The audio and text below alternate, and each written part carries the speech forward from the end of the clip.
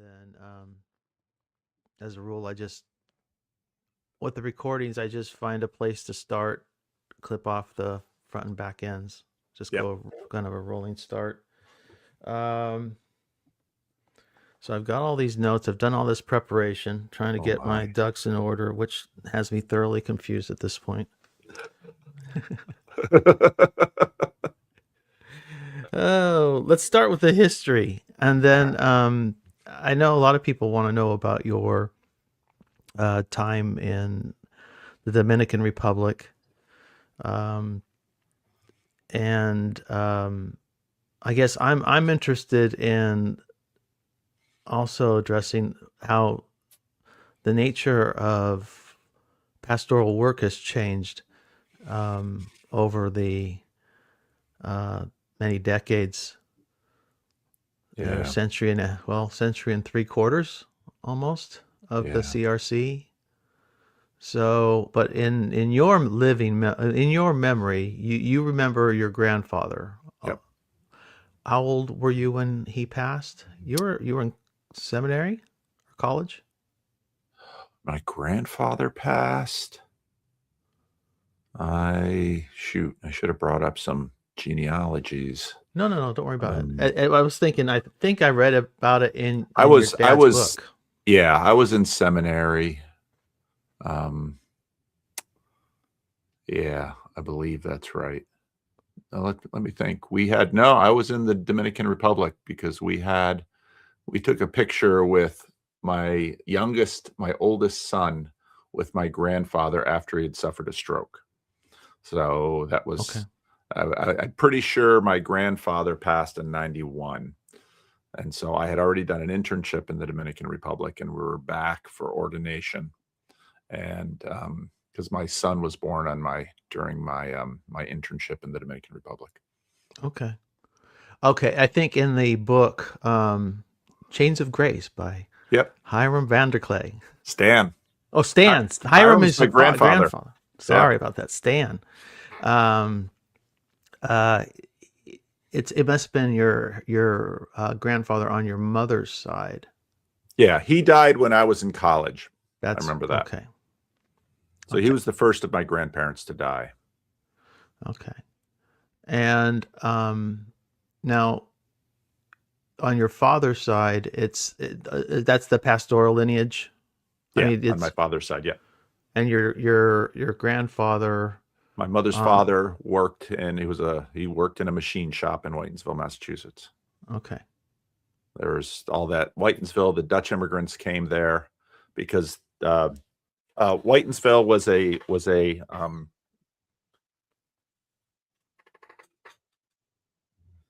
Whitensville was a industry town, and Mr. Whiten sort of ran the town. He owned the town and everything, and he was a very benevolent town owner, and so he tried to provide for his workers well. And so they had a cow influenza that cleared out all of the dairy cows in that area. And so they went to Friesland in the Netherlands to get new cows, and they got the workers for the cows too. And that's how all the Frisians came to Whitensville and how the Whitensville Christian Reformed Church got going. Now your mother is of a different Dutch lineage, though. Right. My mother is Frisian, and the Frisians were a tribal group that was over the north of the Netherlands and northwest of Germany. And so they were sort of divided between those two areas. The Frisians are a pretty ancient people. They're ethnically distinct from the Dutch. They have their own language, their own culture, and they're probably older than the Dutch. But they're also have a reputation. You can ask John Van Donk. He'll say nasty things about the Frisians. We had a meetup in the Netherlands. We had a big circle of about 50 people, like one of our first big meetups in the Netherlands. And of course, I'm there with Van Donk, who's speaking Dutch, so I don't understand what he's saying. Then he said something nasty against the Frisians. You could just see in the group who are Frisians. And I said, Van Donk, we're just starting this thing and you insult a third of the people here in this. It's Van Donk. I don't know what he said, but it wasn't nice. These old rivalries. Now with this going way back to the war that resulted in in Dutch independence from Spain. The Frisians remained Catholic. Is that correct? I have no idea. Okay, I have no maybe I idea. did too much Today, deep diving. not. The But today not. Frisians, Today they're Reformed. there's a significant Roman Catholic population in the Netherlands. The Reformed and the Catholic still are two of the biggest religious groups there, to the degree that the Dutch are religious. But yeah, so I don't know that that was a Protestant Catholic split. The Protestantism was a big part of Dutch independence, though. I mean, the Belgic Confession, which is one of our 3 doctrinal standards in the Christian Reformed Church, was written during that war by someone who, you know, it was so the separatist movement definitely had a religious component. Right, right. Well, and then how did you know, to your personal family story? When did you discover the Jewish lineage, and have you been able to date it precisely when it switched from Well, or it was integrated? about 2 years before my father died. My father died in 2013, so it was about 2011. And my father's cousin, Pearl Ann, had a son who was good friends with a professional genealogist. And so so he did a genealogical background of his friend and then my father's cousin. And this is where we had always known, we had known for a long time about the Jewish ancestry, but we didn't know the extent of it, because during the Second World War, my grandfather said to my father, you know, if we were in the Netherlands, we might be in trouble. That's interesting. Well, what? Why? You know, because they discovered about the Holocaust, but we didn't know the extent of it. And then with the genealogy, it was pretty aptly demonstrated that they went all the way back to the 17th century. You know, before Napoleon, before the Dutch surnames, and we were Jews. And then we discovered that in the Netherlands, van der Klei was a fairly common surname that the Jews took for themselves, because at some point they had to take surnames. And even in going back far enough, even within one of the nuclear families going back far enough, one of the sons decided to be a Vandenberg and the other decided to be van der Klei. And so I'm from the van der Klei line. And then we saw that all of these Dutchmen, all of these van der Kleis were died in the Holocaust.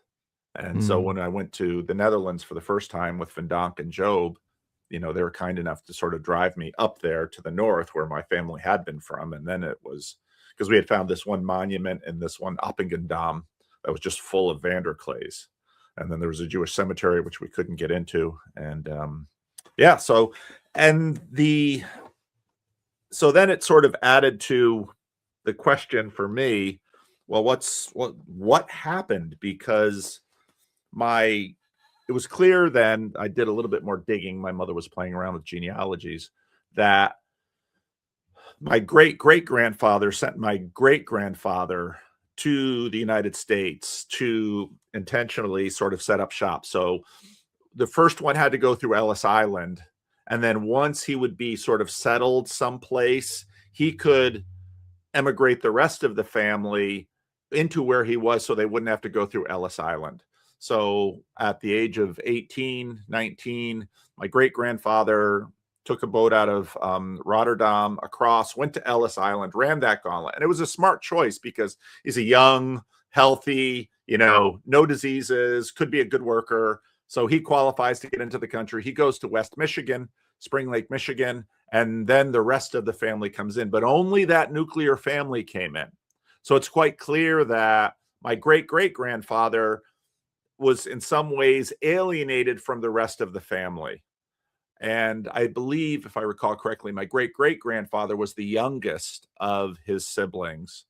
And it could have been that he married a Dutch girl or he just didn't want to relate with the Jewish community. I have no idea why, but he clearly left and he clearly went to Western Michigan. And when they went to Western Michigan, they started attending the Reformed Church in America in Spring Lake, not the Christian Reformed Church, which was interesting.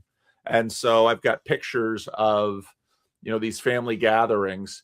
They also, one of Saka, that's my great grandfather, his brother, Andrew, his older brother, Andrew, was, looking back on it, was disabled. He always lived with his parents. And then once his parents were dead, a sister.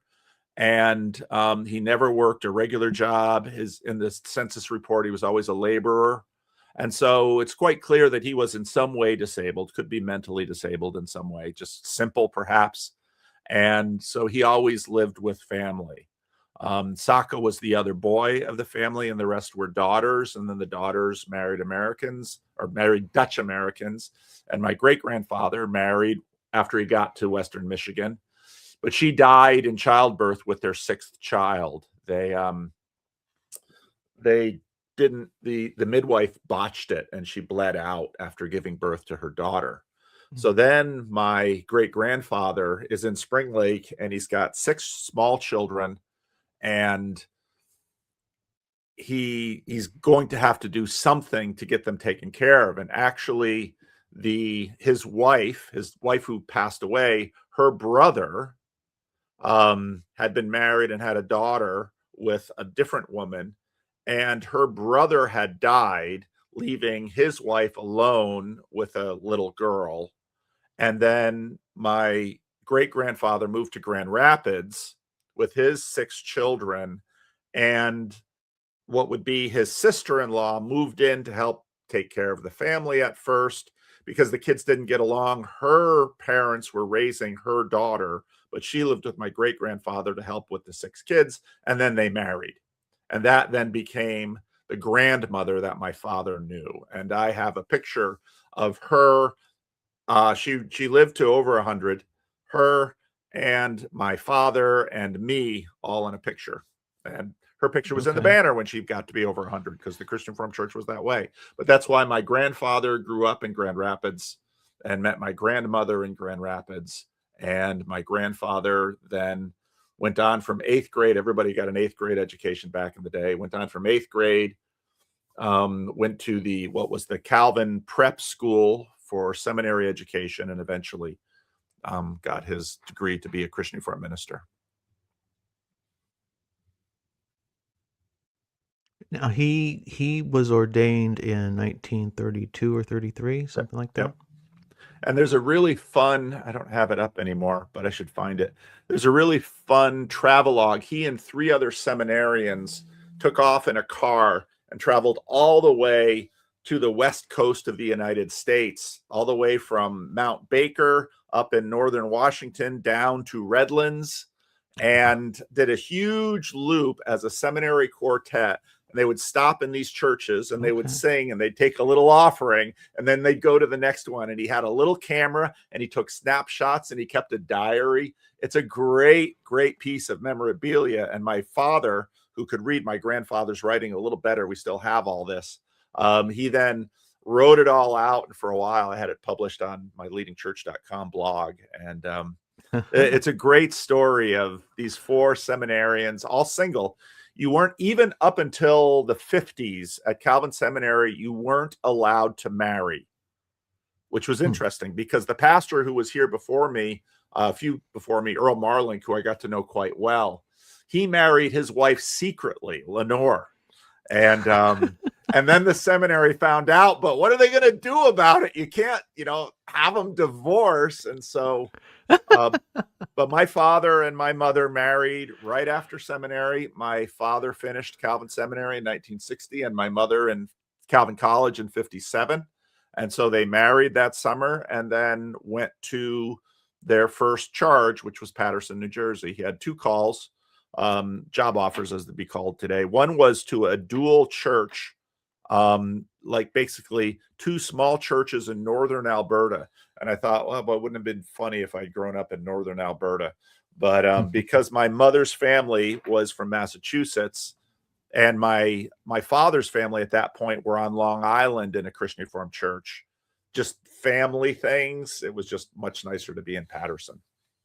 Now, how do you compare do you have any understanding or memory of what your grandfather's ministry was like compared to your father's? Because your father's a unique character who we're going to have to dig into. My grandfather was, there's a great story about my grandfather. The last church that he took, which was in Vergennes, Vermont, back in those days, the way you would find a Christian Reformed minister, if you were a Christian Reformed church, was you would look through the yearbook at ministers, and if they had been someplace 4, 5, 6 years, it was like, they'll be free for a call. And so sight unseen, you would send a letter to call them. And so my grandfather received a call to the Vergennes church in Vermont. He had been in the Long Island church, and he accepted the call, but they had never heard him preach. They had never done anything, which is amazing because he could have driven. This is the 19,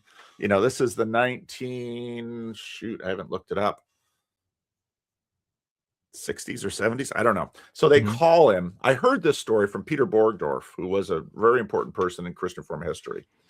I heard this story after the executive director search team had a little party after Steve Timmermans was ratified by Synod. And Peter Borgdorf kind of took me aside and said, I want to tell you a story about your grandfather. Apparently, the Vergennes church called my grandfather, and so he went up there to preach. And it was so bad. The elders, this is a minister who's been a minister all of his life. It was so bad. The elders of the Vergennes church called the pastor at Pleasant Street, which is the church my mother goes to, is kind of the largest church in the region, and said, we want you to, they probably were the calling church for the Vergennes church, we want you to let Reverend Van der Clay know that we're rescinding the call. And the pastor, Peter Borgdorf, was like doing an internship or something there. So the pastor basically gives it to Peter Borgdorf to be the messenger of this bad news to this minister who's just 4 years away from retirement. And apparently my mother has no knowledge of this. My father died before I'd heard this story, but Peter Borgdorf told me the story because he remembers going down to my parents' house in Patterson and sitting with my grandfather on the front porch of the house and basically telling him the Vergennes church has decided to rescind the call. And my grandfather telling Peter Borgdorf, I'll take that into consideration. And he completely ignores it. They move into the parsonage. He starts preaching, which is just a ballsy move because the elders, they're the ones who are going to pay you. And, if they really wanted to stop him, they could have not let him into the parsonage. But it's all this. And, they grew to love him because my grandfather at family meals, when my father, it's kind of the custom, we're all together with my grandparents are there. And my father would say something like, Dad, would you open the meal in prayer? Sure. My grandfather would start to pray, and it would be a long prayer. And my grandmother was not a very patient woman. So you could hear her over there sighing about how long the prayer was and how the food was getting cold. But there he would go praying this long prayer. And the key to my grandfather was he loved people really well. And I still today will run into people older than myself who were his parishioners, maybe as children, and they loved him. I will run into people who will say, your grandfather was my favorite pastor. And I know it wasn't because he preached good sermons, because clearly Vergennes didn't think so. And I know he prayed long and all of these things, but he really knew how to care for people. And my father didn't go to Canada with my grandfather. My grandfather took a call to Owen Sound, Ontario. And this was at the time when the Dutch were leaving the Netherlands after the Second World War because they were starving, basically. And Phlebas actually talked about this recently in a live stream. The stories of the Canadians when they went to the Dutch when they went to Canada, those stories are horrendous often because they were basically refugees. They were split up. They were treated like cattle, just really poorly treated by the Canadians. And my grandmother and my aunt, two, in my living memory, had nothing good to say about Canada or Canadians. And the CRC people considered themselves, sort of separate. But my aunt went to the public school in Canada, and she was just treated so poorly by those Canadian students because she was treated as the Dutch were treated. They assumed that she knew nothing. She couldn't speak the language because she was Dutch. I mean, it's so funny because we have all of these ideas about racism tied to like skin color and things. Mm-hmm. People are very subtle. And so many of the Canadians treated my aunt horrendously. And so my aunt did not like it. But my grandfather stayed in that church longer than any of the other churches he stayed in. Partly because he went there because in the Christian Reformed Church, it was known that these were refugees coming over and they needed help. And so my aunt and my uncle have a lot of stories. My father had already headed off to college at that point. But my aunt and my uncle have a lot of stories of my grandfather. Some Dutch family would come in, or Dutch individual would come in on the train station. The guy at the train station would call my grandfather. My grandfather would go pick him up. Everybody had to move beds so the person or the family could have a room, and they would stay with my grandfather and grandmother until they could find their placement or their sponsor, or however they got to Owen Sound. And also there are stories about that church. My grandfather was fluent because he was raised in America. He was fluent in English, but he was also fluent in Frisian, and he was also fluent in Dutch. And my grandmother had hosts of stories. My grandfather probably never would have told these stories, but my grandmother lived another 10 years longer. Host of stories of all kinds of the craziest machinations in churches. Just all kinds of horrible church stories. And one of them was because my grandfather preached in Dutch at that immigrant church, a lot of the Frisians assumed he didn't know Frisian because his Dutch was so good. And he was considered American because his English was so good. So why would he know Frisian? But he knew perfect Frisian because that was the area of the Netherlands they left. So he's walking through, everybody's chit-chatting after church out there. And the Frisians are in their own little cluster speaking Frisian with each other. And they're bad-mouthing him, probably talking about how horrible his sermons were. He just steps into their circle in perfect Frisian and tells something to them. They just all freeze because they'd all been bad-mouthing him in Frisian. And suddenly they learn he's known everything that they're saying about him, but he didn't hold it against them. He continued to love them and be their pastor. And you know what? Today, when we look back at my grandmother, had a lot of bitterness about the way that the people coming into Canada treated each other. And that would just make my grandmother sick because my grandmother looked at them all like they're all poor souls. They come here with nothing. They're trying to survive and they turn on each other. But today we would look at it and say, these people just left, how many years of Nazi occupation and then starvation? They're just dripping with trauma. They all are. And a friend of mine, Pete Vanderbeek, who's been around the channel a little bit, he's written a little bit about that first generation coming back from the Netherlands to Canada. They were just sort of like traumatized people who decided we are going to thrive. We are going to sacrifice everything.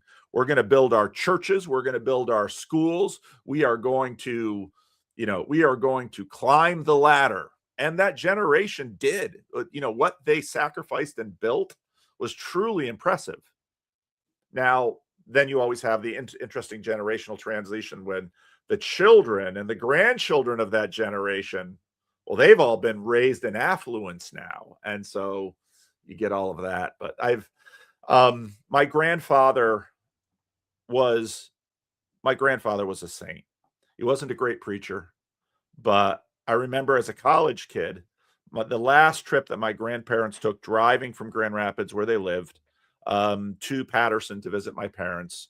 My sister and I rode with them as sort of help with the driving, but also they were kind of getting iffy in their old age with a 14-hour trip like that. And so my parents were like, go with Grandpa and Grandma. And, I was at that point, I was, maybe 20 and my sister was 18 or 19, something like that. And I sat, because they were old school people. So I sat in the front seat with Grandpa, and the two of us would drive. And Grandma and my sister would sit in the back seat. It sort of galled my sister because, of course, you've got the old school gender differences. And so it's a 14-hour drive. So, I'm a great nap taker. I like taking naps. And so I'd be up there taking a nap, and my grandmother's just talking the whole 14 hours in the backseat. Talk, driving my sister crazy. And then I'm falling asleep up there, and my grandfather dares to say something, and my grandmother jumps on him. Hi, he's trying to sleep. Why don't you let him sleep? And my sister's sitting there like, I want to sleep, and I'm captive to you in the back seat, and I can't do anything. And I just remember that trip.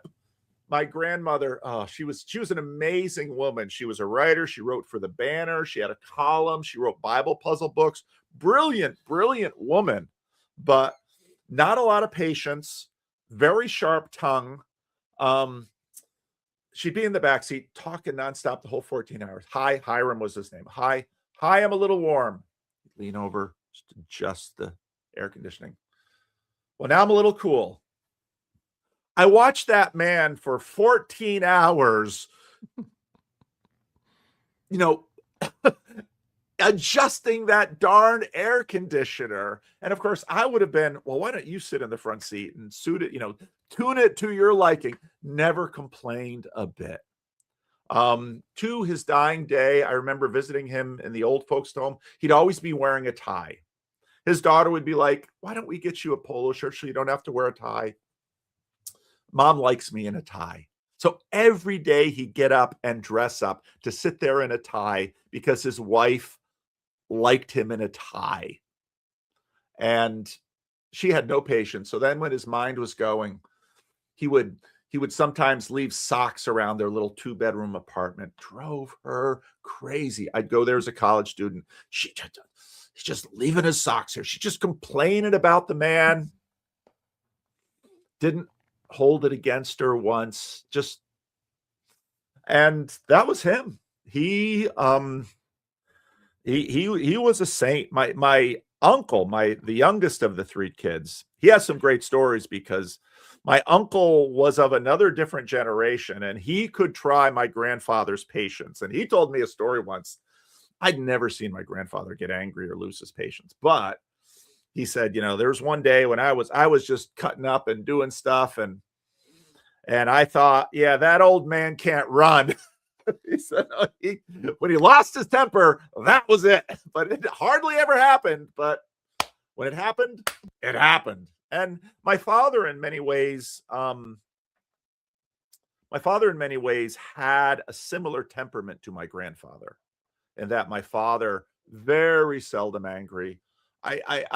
There's only 1 or 2 times in 18 years of growing up when I remember him losing his temper. Very even keeled, very forgiving.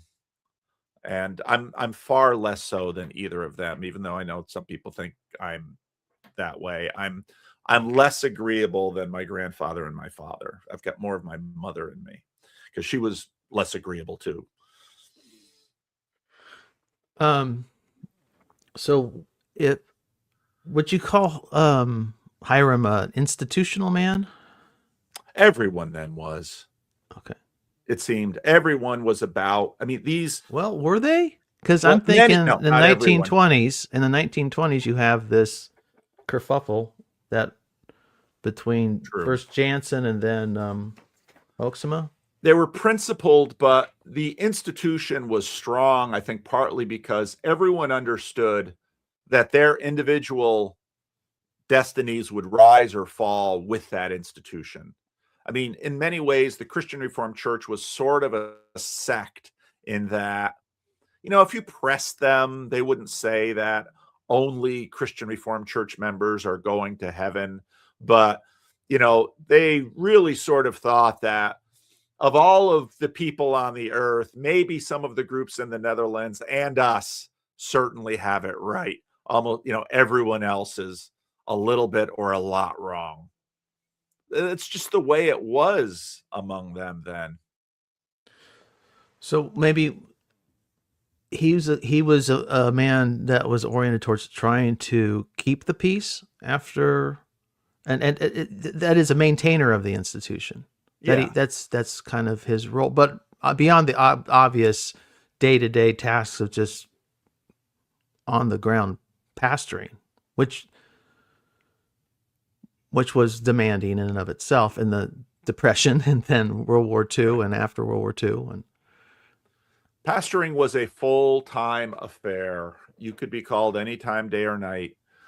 In America, my father grew up regularly seeing my grandmother serving food to hobos because they would make their way on the train.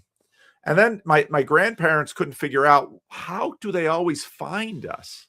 And then one day they noticed there was a phone pole in front of their house and there was a mark on it. yeah, And then they went down and they noticed that basically the hobos sort of marked out their house as, this is a place you could get a meal. Yeah. And so, my father remembers one person that they had in there. And then, during the war, sugar was rationed, and the Dutch love their sugar and they love their coffee. And so, of course, they had this hobo in there and they had the sugar thing and they're just loading the sugar into my grandmother's just watching. But, it wasn't a woman's place to say anything, but my father just knew inside she was. Of course, my grandfather would be completely the opposite. right. So, did he even have time for, you think, for denominational politics? Was he interested in that? Did he avoid it? Did he participate in it? Did he just Given figure? the fact that he was never, see, it was my grandmother that wrote in the banner. Okay. So my grandfather would have been much more oriented to people and the local. He did go to synod. There was one point where it was in the midst of the civil rights movement and all of the turmoil in America, and my father was a liberal in some ways because he's pastoring this church in Patterson. And and so somebody of the previous generation at synod says to my father, "What happened to you? Your father was such a good conservative." And he was. But the main thing about my grandfather was he cared for people.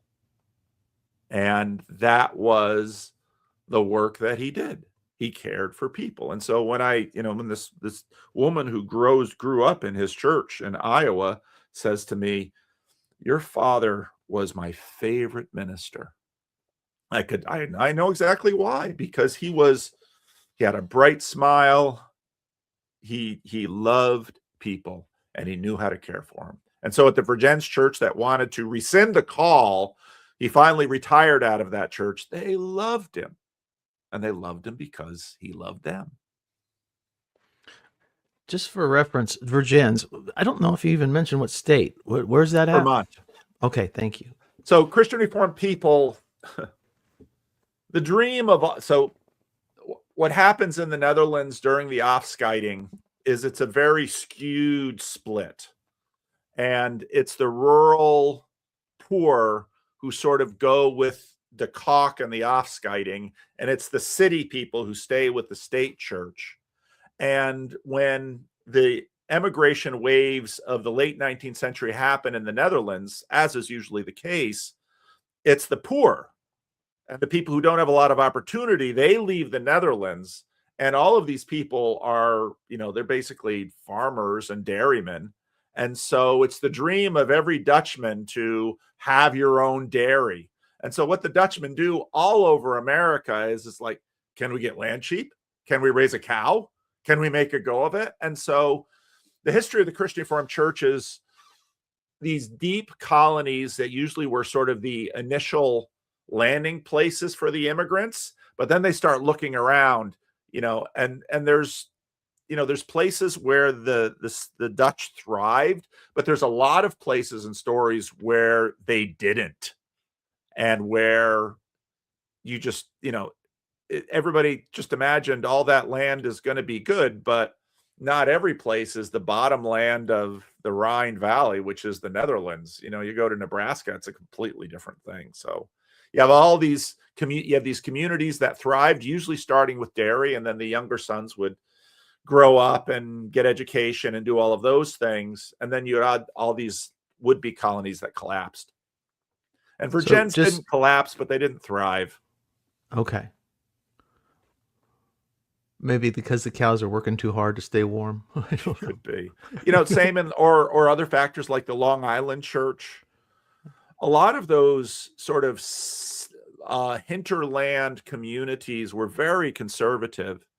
And so when, for example, the Women in Church Office thing came through in the 90s, the CRC shed a lot of those kinds of communities. Mm. But the urban communities, much more stayed with women in office. You used the word offskiting. Maybe educate people on what that means. That was there were a bunch of these issues were all about control. Could a local church determine who would be minister of that local church, who would be baptized in that church? Should the church council decide? Should the local church council really decide? And so the offskiting was basically about that. The state church was being a little bit dictatorial, and Henrik de Kock basically, decided, I'm not going to deal with it. And so they jailed him, and for not, bowing to the direction of the state church coming from Amsterdam or wherever the home office with The Hague. And but at some point they're like, why are we fighting these poor people? Just let them do their church thing, because nobody cared about them. They're just these poor people up in the hinterland farms. And that's where, so part of the reason that the latest same-sex marriage wars is different in the Reformed Church in America and the Christian Reformed Church is because the Christian Reformed Church's DNA comes from that offskiting, where it's decentralized. So now when a Christian Reformed church like the Palo Alto Church at our classis meeting just left the denomination, when the Christian Reformed Church wants to leave, they just basically go through a process and they leave with their building. As long as a majority of the people want to leave, you've paid for the building. We hate to see you leave, but unlike a lot of mainline denominations where, there's a lot of sad stories where local churches want to leave and then they got to pay for the building twice. Right. Was that figured out before the latest controversy in the CRC, that mechanism for it, or was that negotiated with the in the last couple synods?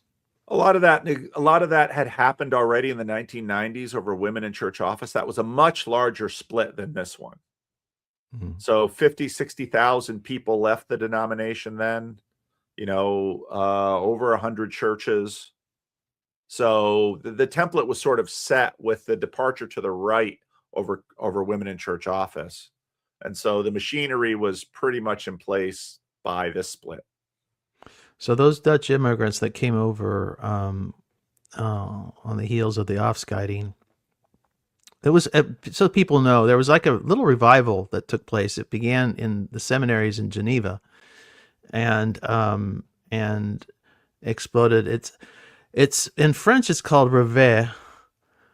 How do you pronounce it in the Dutch? Do you pronounce the L? I have no idea.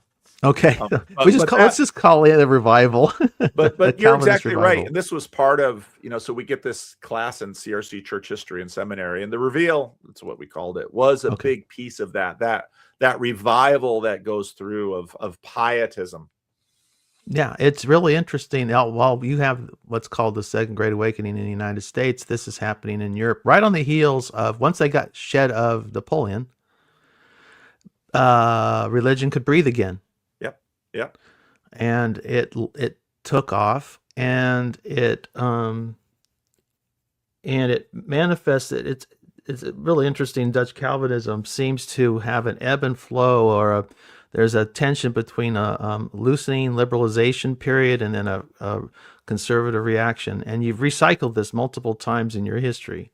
Yep. And now I've not gone back in my research to before Napoleon, but this post-Napoleonic era was a conservative reaction to the state church, which was considered, I don't know what kind of language they would have used at the time, but we would call it secularization or modern scientific.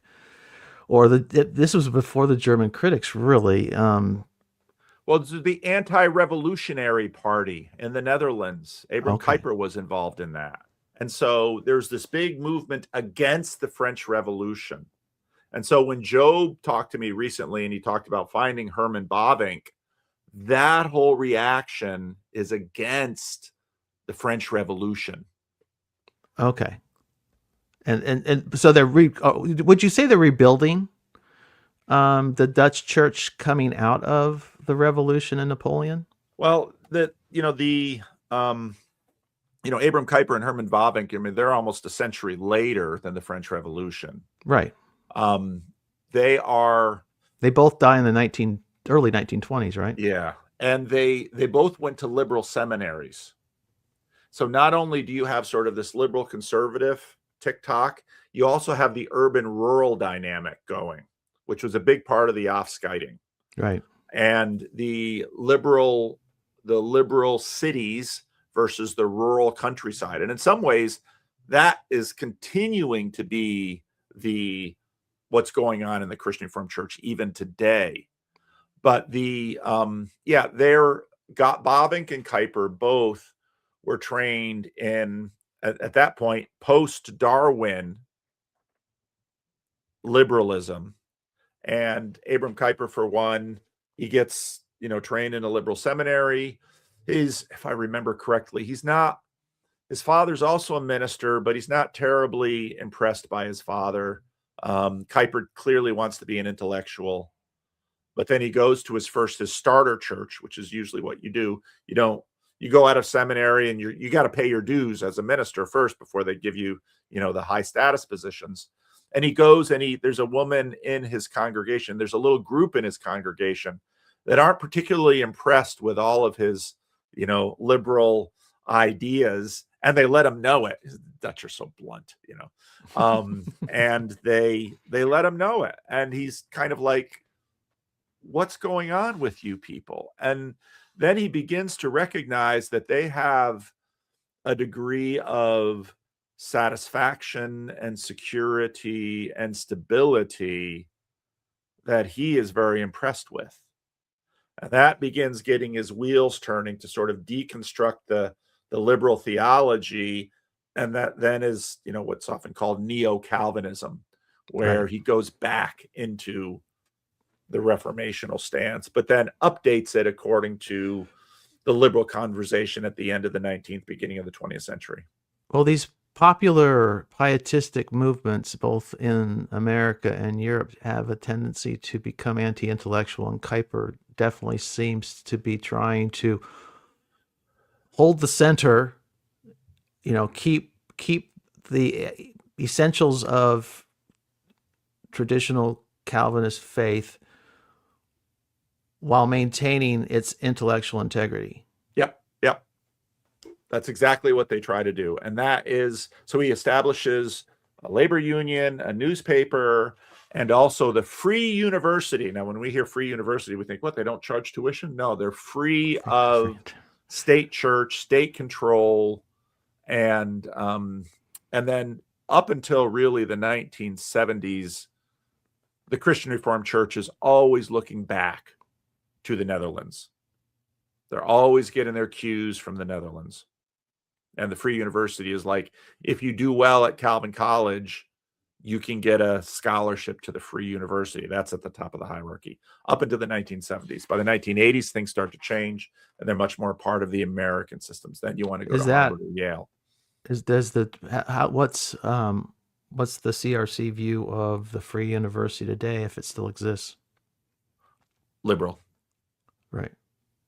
I would assume almost everything in the Netherlands is considered liberal. So what happens in the 70s in the CRC and in the Netherlands is the questions of women's ordination, what today we would call LGBTQ issues, and the Dutch state church goes liberal on both of those, and all that old DNA from the Afscheiding sort of and the Doleantie, which was Abraham Kuyper's movement, gets triggered, and suddenly there's this reaction in the CRC, like, we can't trust mom.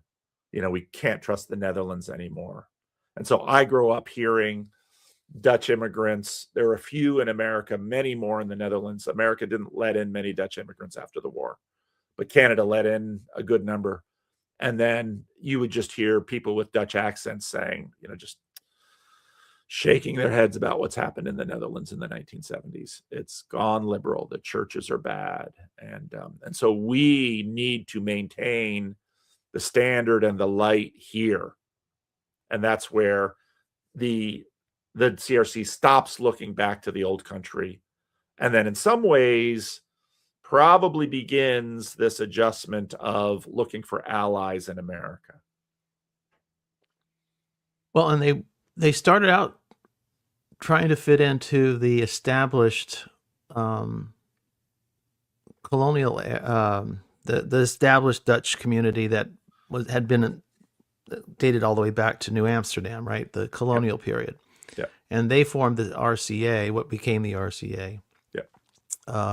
Reformed Church of America. Church in America. If you In say America. Of America, someone in the RCA will say it's in America. Okay. Definitely have to remember that. And they found themselves they found themselves once again on the outside. Yep. When they come over, in the 1840s, 1850s. Yeah. So then they formed the CRC, and you have an important man, Albertus van Raalte. Well, he's before the CRC. He goes to Holland. He's sort of this particular wave of Dutch in America. So he's in Holland, Michigan. Reformed Church in America College, Hope College is in Holland. And the CRC breaks off in the suburbs of Holland, again, over lodge membership. The Reformed Church in America was permissive about lodge membership. Him singing. Masons, right? Dutch immigrants wanted to sing only psalms. Right. A whole bunch of those issues. A lot of the issues were cultural. And then the Christian Reformed Church started with a few split-offs, but then the immigrants that came over, here we have this denomination that they all speak Dutch. They conduct all of their business in Dutch. Of course, Dutch-speaking immigrants are going to come over and feel much more at home there. Yeah, because, well, as I understand, is this psalm singing versus hymns, big issue. Yep. And what do you when did that change? When did you start singing hymns in the CRC? This is so interesting. There's this guy named H.J. Kuyper who sort of arises older than my grandfather, sort of arises in the 20s and 30s. And he's both a conservative and an adapter. And so he created the banner. So he was one of these young generation born in America that on one hand really wanted to double down on the confessions, but in order to really double down on the confessions, you need to have the institutions in place. So he worked to sort of establish and codify Christian Reformed liturgy. And then what he did was he produced a hymnal, which, 70 years before, 50 years before would have been scandalous, but he handpicked or adapted hymns in English that were seen to be okay doctrinally. So this is where your confessionalism, he sort of lifts the confessionalism while sliding in hymns. And he basically wins. And so then eventually the Psalter hymnal is created, which had the first part, psalms, and the second part, hymns. But what happens over time is that people stop singing the psalms and they start singing the hymns, because in English, the hymns are better and the tunes are better. And so it's really a fight between sort of pietism and sort of the history. But the best way to sneak in innovation is to do it as a conservative. That's always the best way, because he's a conservative. That's when you sneak the innovation in. And that's exactly what H.J. Kuyper did in a number of ways. He transitioned the denominational magazine from Dutch to English. He brought in hymns. He pushed Christian schools, Christian education. And he and those like him were the dominant voice until the counterculture hits the CRC with the post-World War II generation. Well, what percentage that second generation, how fluent are they in Dutch that they could read the banner? Oh, very fluent in Dutch. The second generation's very fluent in Dutch, okay, because it's not until the First World War that they really start leaning into English, because during the First World War, anti-German sentiment is so hot. There's a Christian Reformed church in Iowa that's burned to the ground. And so it's during the First World War period that you start seeing American flags just festooned in Christian Reformed churches, because here you have this language these people looking German, speaking a language that sounds like German. They're Deutsch or they're Dutch. And so suddenly the CRC in America, everything starts switching to English. Okay. But now you're to a point where you don't. What percentage of the Dutch contingent of the CRC are able to read or speak Dutch? More in Canada. But my father, when he started Calvin Seminary in 1957, Dutch was a language requirement for the seminary. So he's fluent. So my father could speak Dutch pretty well. We had some Dutch immigrant neighbor ladies in Patterson, and they were approving of my father's Dutch, but they told my mother, "You have an English throat." She couldn't. And my father, maybe a little autistic, maybe a little obsessive. When he was perfecting his Dutch, he took a lot of care to try and get all of these subtle Dutch. And he heard his parents speaking Dutch.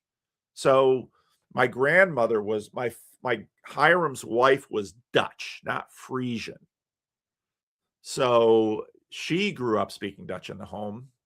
My grandfather grew up speaking Dutch, probably, and Frisian in the home, probably Frisian in the home and Dutch in the school. Do you remember the story in your dad's book about how your grandmother and he began dating? That she wanted was it his father was a painter? Or is this, and she wanted the painting? And he said, well, when are you going to give me a painting? And he said, yeah, when are you going to give me one of those pretty paintings? That's what, she asked Saka. And Saka said, well, basically, when are you going to start dating my son? She didn't care for him. Not that way. They were friends, but just friends. And he won her over. He won her over. It was a good thing. It was a good thing. It was a good marriage. It was a good marriage. Temperamentally, they were good for each other because she was a firecracker. She would. Well, that leads me to, that makes me wonder, is your dad then a product more of your mother's influence than your father's? In some ways, you can see it, what you describe about Hiram. You see in that pastoral, loving kind of nature he expresses, and it's at least recorded in the book. That's there, but he takes some interesting turns that aren't very Dutch Calvinist over the course of his career. At least he admits to it in the book. Well, he does because, but again, I think my father, I think, is most like my grandfather. My uncle, who was the youngest of the three, is most like my grandmother. And my aunt, who was in the middle, was a mixture of the two of them. My aunt was very clever, but it was my uncle who became something of a rebel. I wonder if my grandmother, if she had been raised in a different time and place, would have been more like my uncle and the path that he took. Now, my uncle he's not in the Christian Reformed Church. He left the Christian Reformed Church with his church when they left over women in office, but he's very evangelical now. He lives in Florida. He's a retired cop. He runs with Christian motorcycle things. So he got a motorcycle and he does, very evangelical, quite revivalistic, but temperamentally like my grandmother. My father, I would imagine, and again, I wish my father were alive today because I'd love to talk with him about these things that really I only sort of put together even after he was gone. Because the rumblings in the Christian Reformed Church really started just in the early 20 teens when I basically started thinking through a lot of this stuff. I doubt my father ever saw an African American, with the possible exception of Pullman porters when he was a boy. Had zero understanding of African American culture or anything. And then he goes to Patterson and is just beloved. I mean, that church in Patterson, there's nothing they wouldn't do for him. And I see that, and I understand that in a lot of ways, that's from his father. Although my father was a better preacher. My father was a better writer, so he got some of that stuff from his mother. Some of those sharp skills. It doesn't mean my grandfather was stupid. He was not stupid by any means. Again, I told Job, the last 4 books he ever read were the 2 volumes of Kuyper and Bavinck in Dutch. But my father knew how to love people and prioritized people. And so that's what basically led him to, as the civil rights movement begins, I mean, every February, he would have Black History Month quizzes at Northside, and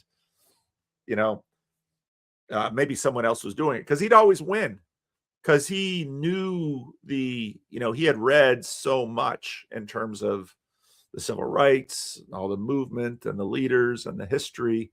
So he was bookish and a student, but he also cared and loved people. And so that's why I think when he came to Patterson, he could learn from them everything he needed to know about how to love them.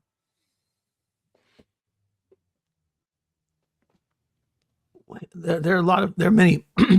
Well, what's interesting about your dad is there's a chapter what he calls his VIPs. Do you remember that? No, it's been years since I've looked at that book. It's interesting because it's the group of people who he they're kind of many of the down and outers who ultimately come into the church and become converted, or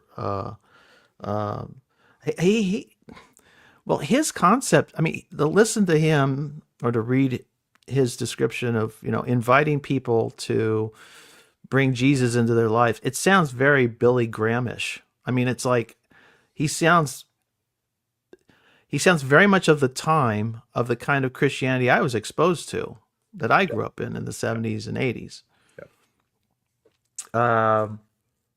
Which when but then I look at the history of the church and I'm trying to make the connection, because he sounds very it's just part of that American evangelical revivalistically influenced sort of, invite Jesus into your heart, gets, this sort of, there's make he's, without it's, because making a choice, that's what gets Hoeksema so ultimately in trouble in the 1920s. It's it's this idea that you have any volition in this process, that it's really that controversy. But anyway, with your dad, is that you're looking at me skeptically. Help me out here. What it's just that your dad, when you talk about inviting Jesus into your life, which he uses that kind of phrasing several times throughout the book with people, and there's lots of stories about heroin addicts, lots of stories about people with who die of HIV or early, who knows what. People are dying in their 30s for various reasons. Who knows, cirrhosis of liver or whatever. He served a population that was very much on the margins, but he spends a lot of time in their stories in the book, and you see the love in it and that care, but I'm like trying to place it. In the history of the broader church, because I'm like thinking, it's like I'm looking at the CRC, and it's like it's a religious. It's almost like a capsule for preservation of a certain form of Dutch Reformed faith. But your dad is off on a mission that's different. He's a church planter, I guess you'd say, and that's you're exactly right. He's a church planter. So if you, in the early 20th century, the real anxiety in the Christian Reformed, one of the anxieties in the Christian Reformed Church is, when they come to America, is Methodism. Right. Well, what do you mean? What are they worried about? Methodism. They're worried about a bunch of the things that you're pointing to. They're worried about the Stone Campbell type people. They're worried about the Baptists, and the Choicers, and then the Pentecostals. If you look at CRC, if you look at the love of God controversy that happens in the CRC, where the CRC has to wrestle with the question, does God love everyone? That's a complicated question, especially if you're a highly Calvinist denomination, because you've got this double predestination and this reprobation. And so you've got some hardliners in the Christian Reformed Church that would want to say, no, God does not love everyone. Some people are born to be damned.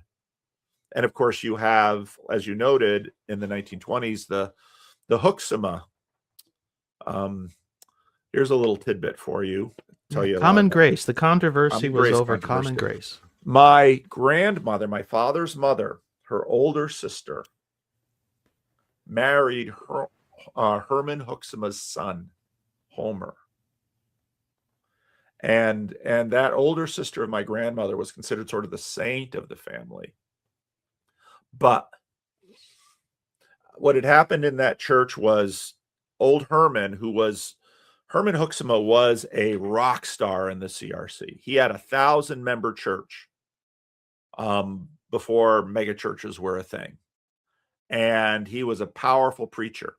And he was one of the guys during the First World War that said Christians should not put flags in their churches because, the priority of keeping God first. Let's not, Herman Huxtema was not about Jesus and John Wayne at all. And so he was a rock star. And then he was instrumental in a seminary purge before that. But then he was caught up then in that fight over common grace.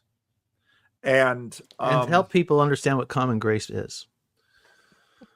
For certain elements of Calvinist traditions, they really take this antithesis, which is good and bad, heaven and hell, elect and reprobate. They take that very strongly. And so basically what they would say is God, from the foundations of the world, has chosen who he's loved and chosen who he's hated, and the world just plays out that way. Okay. So then these people are, but then you have the problem of, well, why, and you can find it in the Bible, why does God send the sun and the rain on the just and the unjust? You have the weeds and the wheat problem. And so one of the adaptations was, well, there's this thing called common grace. God is so good and so benevolent that he, in fact, will extend his grace upon the earth that includes the reprobate, and even the reprobate receive God's common grace. And I'm probably not articulating this with sufficient theological precision, but Herman Huxtema says no. And so he leaves the denomination, and the Protestant Reformed Church starts in West Michigan, which is still around to this day. But he is like the great man of the schism, and he's getting older, and this is the story, at least that I've heard. The church they're trying to figure out what to do with him, and they're considering putting him in a home for care. And so my great aunt is his daughter-in-law, and somewhere in that church, a rumor gets out, something to the effect that Marie, my grandmother's sister, wants to put Herman in a home, and they thought that the family should take care of him. And they ostracized her. And so my grandmother, looking up to her older sister, who has married into, sort of Reformed ministerial hierarchy, sees how the saint of a woman, her sister, is being treated. And so a lot of what happens in the CRC, there's the confession, and then there's the family. And the CRC has all of those tensions. My grandmother also had a brother who was an alcoholic. And so my grandmother, over her life, never liked alcohol. And I don't know if I ever saw alcohol in my grandparents' home, because she saw her brother struggle with alcohol. And so you have all these issues, but because the CRC is so close-knit, these are also family issues. And family issues are funny because on one hand, there's nobody that you can hate and treat as poorly as family. And on the other hand, there's nobody that you can not hate because they're family. And so these issues go through the Christian Reformed Church. And generally speaking, once these issues sort of get up to synod sort of blunts and punts. When these really hardline issues come to the CRC, synod, here's a question. Children who are never baptized because they die too young, or they die in the womb, or something like this. How are we to regard them? Of course, Roman Catholic theology says, well, they're in limbo. That's where the word comes from, limbo. It comes from Catholic theology. And so during the love of God controversy, another issue that kicks up is, are these children saved? Could they be saved if they've never been able to express some kind of profession of faith? And Synod says, how can we say they're damned? They've never done anything to deserve damnation. So the CRC is always sort of taking the edge off what could be potentially some really hard Calvinist edges. Just like you described with Kuyper, they don't want to give up sort of the heart of the radical sovereignty and power of God in their Calvinist tradition, but they also don't want to say inhumane things. And so you find those kinds of things in the CRC, and that really drives some people crazy within the CRC, like the hardline confessionalists, but they're still part of the family. Why do the hardline confessionalists stick around when they have an option like the Protestant Reformed Church? Well, a lot of hardline confessional. Well, Kuyper is the one who comes down. You know, this split with the Protestant Reformed Church happens in the 20s. And isn't common grace his common invention? Grace is a Kuyperian idea. Yeah. And so many of these conflicts, if you take a look at Abram Kuyper, he's urbane, but he believes in the antithesis. And so what happens in the Christian Reformed Church is that sort of both sides that war throughout the post-war period, they both footnote Kuyper, because Kuyper has all of these ideas in him. But right. the pietism that comes through the reveal, the warmth, then sort of can bond with sort of American forms of pietism. And so that's where, well, as long as someone in authority checks through or alters, we sang a Fanny Crosby song in church this last week, "To God Be the Glory," and Fanny Crosby in that hymn has, "and opens the life gate that all may go in." That's in the Fanny Crosby song. The Christian Reformed Church in the Psalter hymnal changes it, that little word, to "opens the life gate that we may go in." Because you can't say all. But you got to keep the good music.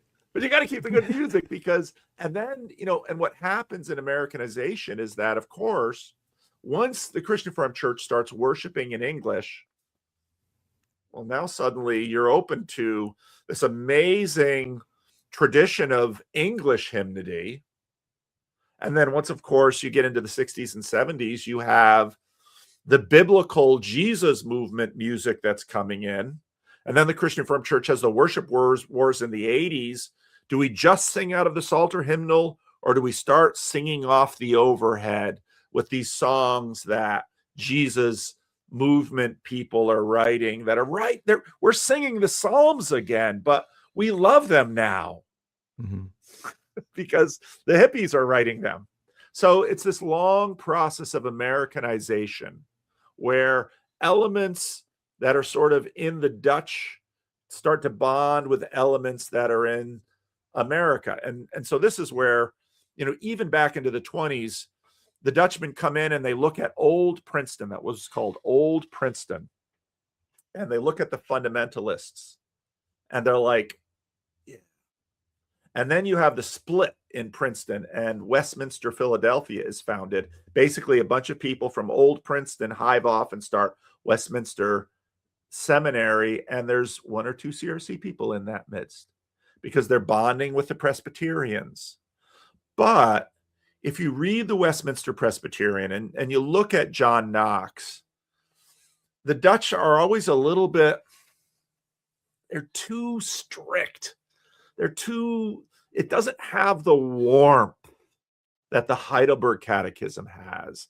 And so the Dutch sort of hold some hard theological edges in a warmer, little bit more flexible package. And of course, the flexibility is a little bit chaotic because sometimes they flex and sometimes they draw a hard line, which sort of then lends to this sort of bouncing off, this sort of pinballing off the rails that the Christian Reformed Church will do. Here we're going to lose some people on the left. Here we're going to lose some people on the right. And the Christian Reformed Church just keeps looking for the mean by bouncing off the edges, because you get too hard line and Christian Reformed people are like, and you hear this in Synod 2023, you know, this clip that I play of Rita, what about my children? Because in the Christian Reformed Church, it's family. And that's part of the reason why when I get onto YouTube, people are saying like, well, you're not a real Calvinist. You're too nice. I'm not Presbyterian. I'm from the Dutch. Right. And they're trying to hold these tensions together. And so my father going to Patterson, it's so funny because when I was scanning a bunch of stuff that my mother, were sort of trying to clean out her house and get rid of stuff, I found this promotional material for the chapel. I'll send it to you.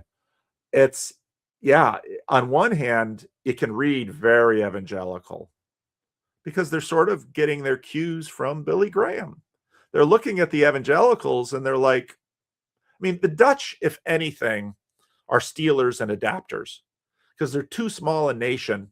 And so they've got the French and the British and the Germans, and then they become a sea power. And they're always just looking around for a better idea that they can take their own and work. The Netherlands, that tiny little country, is the second largest food exporter in the world after the United States. And when you look at the size of their land, right, how on earth can these Dutch farmers be so astoundingly productive? Well, you got the North Sea, you got the British, you got the Germans, you got the French. These are people that are used to surviving by looking around and looking for a good idea and trying it out. And that's what they're doing. But that also tends to speed the assimilation. Well, let me back to your dad really quickly. There's a passage here. I just made a note by it that I said Ron Copperman moment. For those of you who are in the who are around my channel at all, you'll know what that means. This is what he writes. Once a year or so before we left, I had a chilling experience in my study as I was constructing a sermon within which was a section where I was doing some pointed wordsmithing about the nasty cleverness of the devil. I was seized with a sudden coldness in my shoulders and my neck, an attack of pins and needles radiating to the top of my head. I'm like thinking, oh my goodness, we're going to have a stroke or something. I had a strong sense of a sinister presence right behind me, not the sort of experience I'm given to having or care to repeat. I turned around, saw nothing, but said out loud, I'm not afraid of you. My sins are covered by the death of Christ, and I'm protected through his life. In the name of Jesus, get out of here. You have no power over me. The feeling vanished as quickly as it came. Do you remember that passage? No. I started reading his book and it was like, I know this. And so I didn't read it very carefully. I have it all and I've got his word files. I mean, I've got all this stuff. I should probably read it more carefully. I would like to at some point edit the book because it could use a good editing, shorten it up. He would have benefited from an editor, definitely. He's a good writer, but all writers need editing. But he introduced a worship band. Yeah, probably. He was in regular communication and with Assemblies of God folk. Yeah. And that's probably because of the African American Black community that's present in Patterson.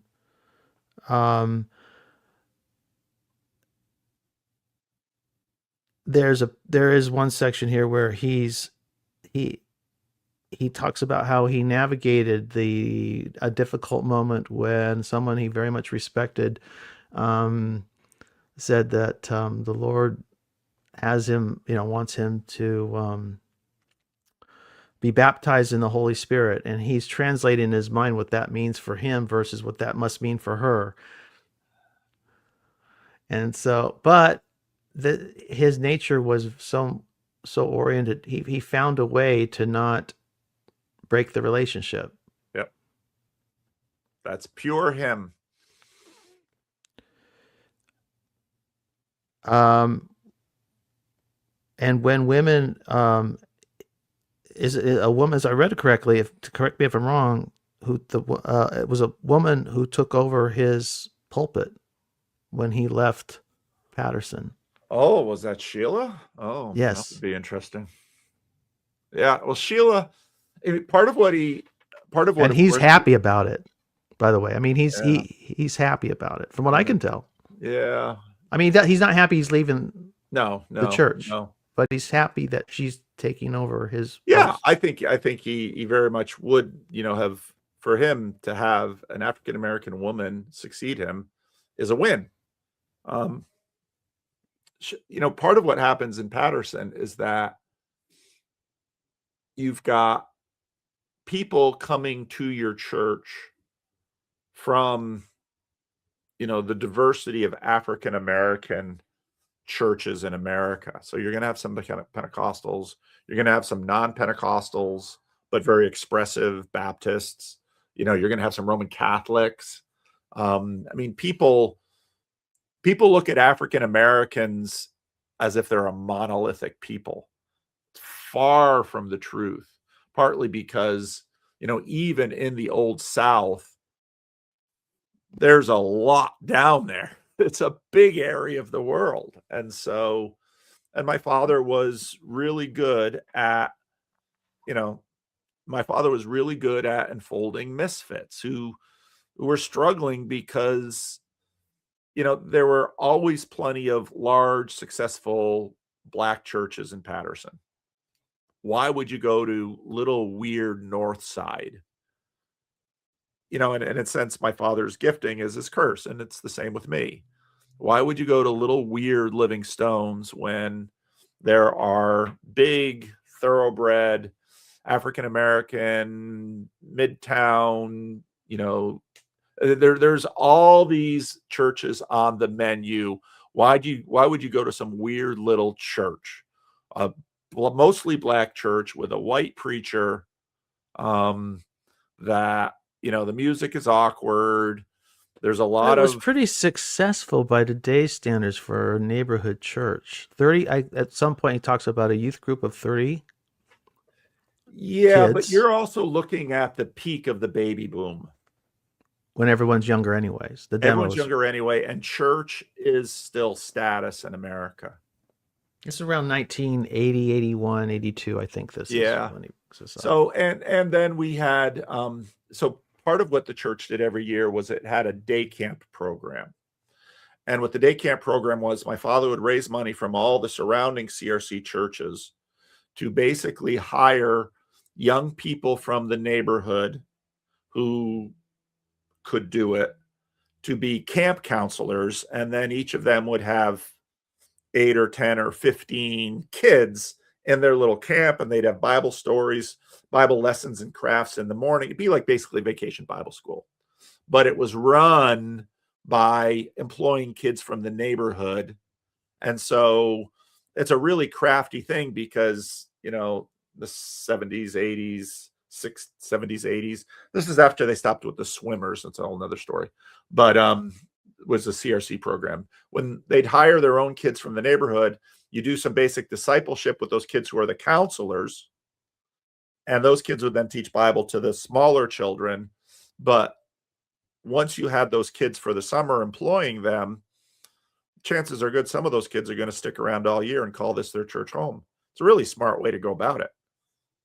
And that program runs to this day. And but it's also during the baby boom. And I mean, everything was different.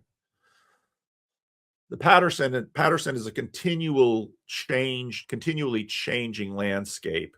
And today Patterson is different from what it was in the 70s and the 60s. Mm. Because, part of what happens after the Second World War and after the First World War, in the First World War, immigration stops. Where is the northern industry going to get their labor? You still have Jim Crow in the South. You have the Great Migration, Isabel Wilkerson's great book, Warmth of Other Suns. Great book. That's in some ways the book of much of my life, because I read about the California migration and discovered, oh my goodness, that's in my church here. So you have this huge migration after the First World War of African Americans, and they discover racism can wear different skins. And so then, of course, you've got the civil rights movement in the 60s and 70s.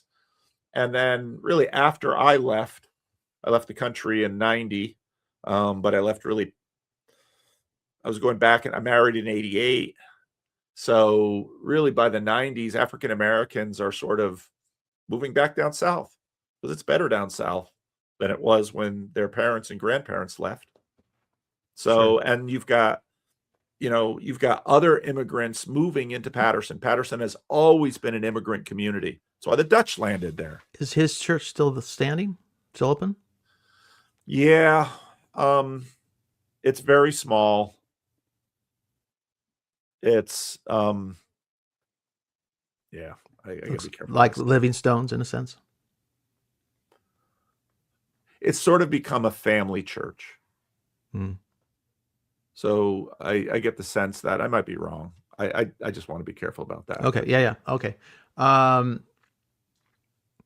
So one of the things about his story, I lost count how many times he brings up something getting broken into and being stolen. I'm thinking that church, boy, like father, like son. In your case, it's just bizarre vandalism that just takes place. But he's losing organ speakers and bathroom fixtures, exactly. Which it's Christmas toys given for the poor.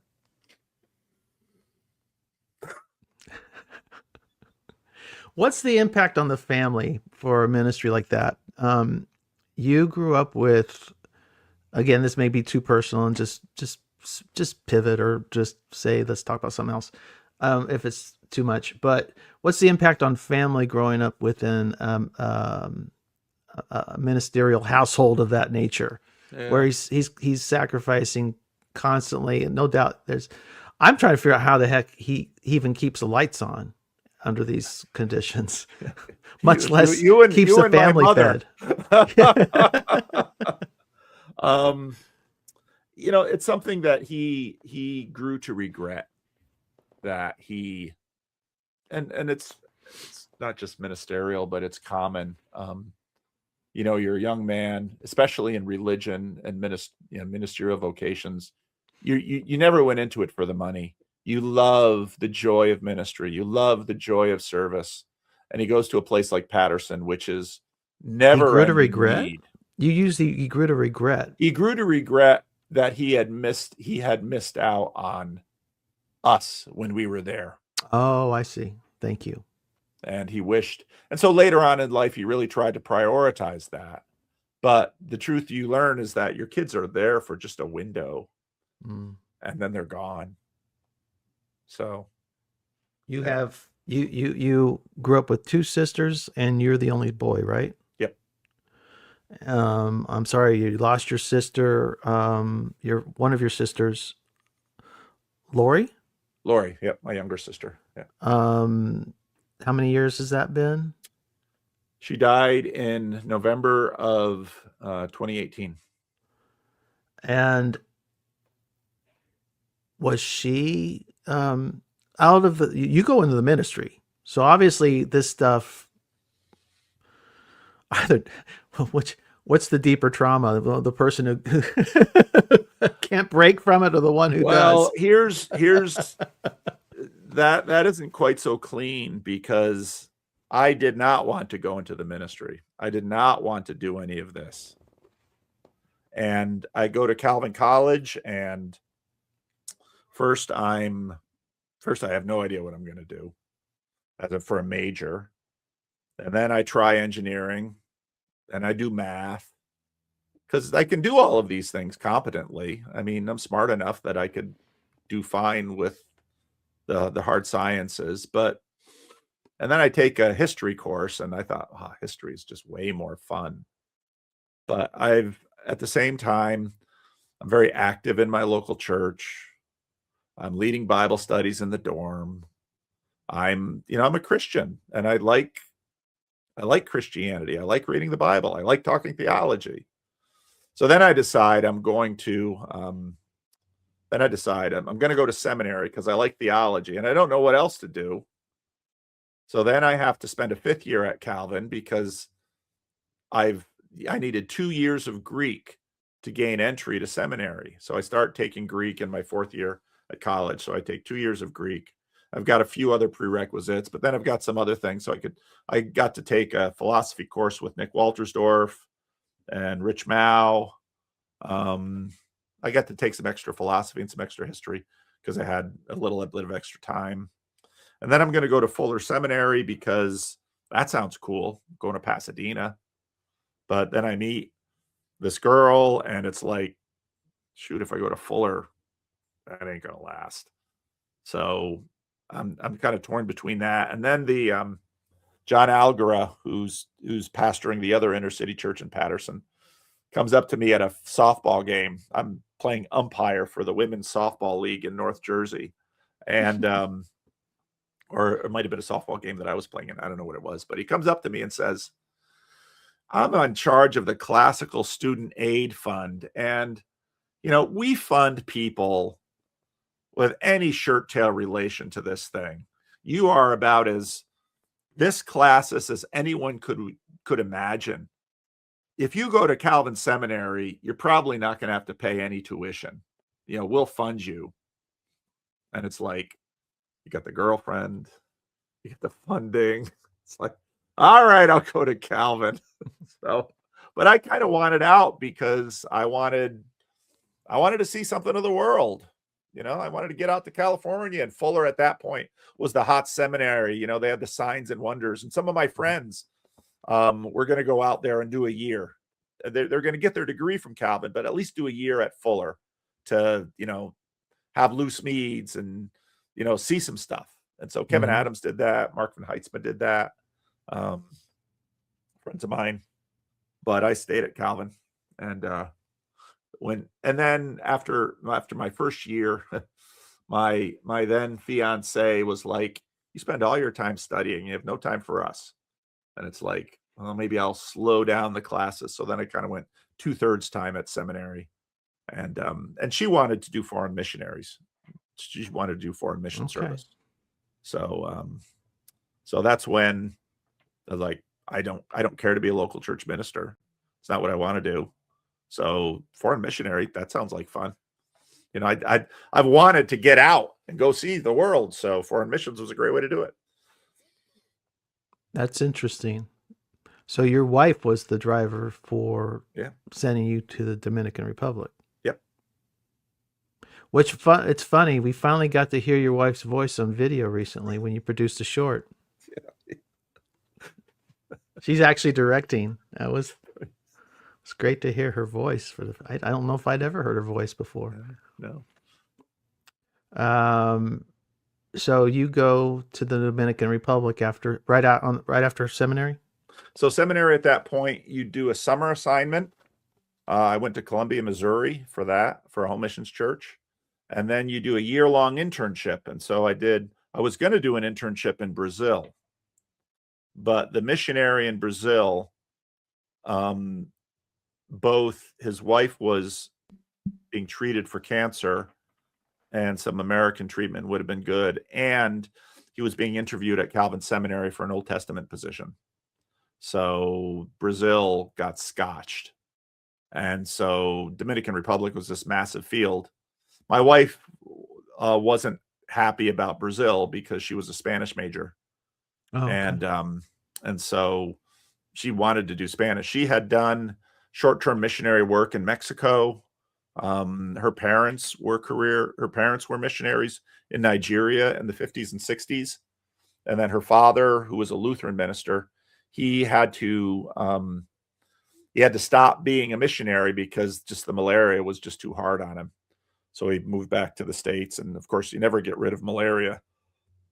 But then he was killed in the 70s in a car accident. Did you guys all manage to avoid that problem? By then, were there appropriate vaccines? I don't know much about malaria. What do you do to avoid it these days? Malaria is a real big deal in the Dominican Republic. When I went to Central America on a J-term thing, my 5th year at Calvin, we had to take some chloroquine, some malarial prophylactics to go to Central America, but we didn't really need any of that in the DR. At that point, dengue fever was you'd get dengue fever. Okay. You live in the DR, you get dengue fever at some point. So but you ultimately spent 7 years?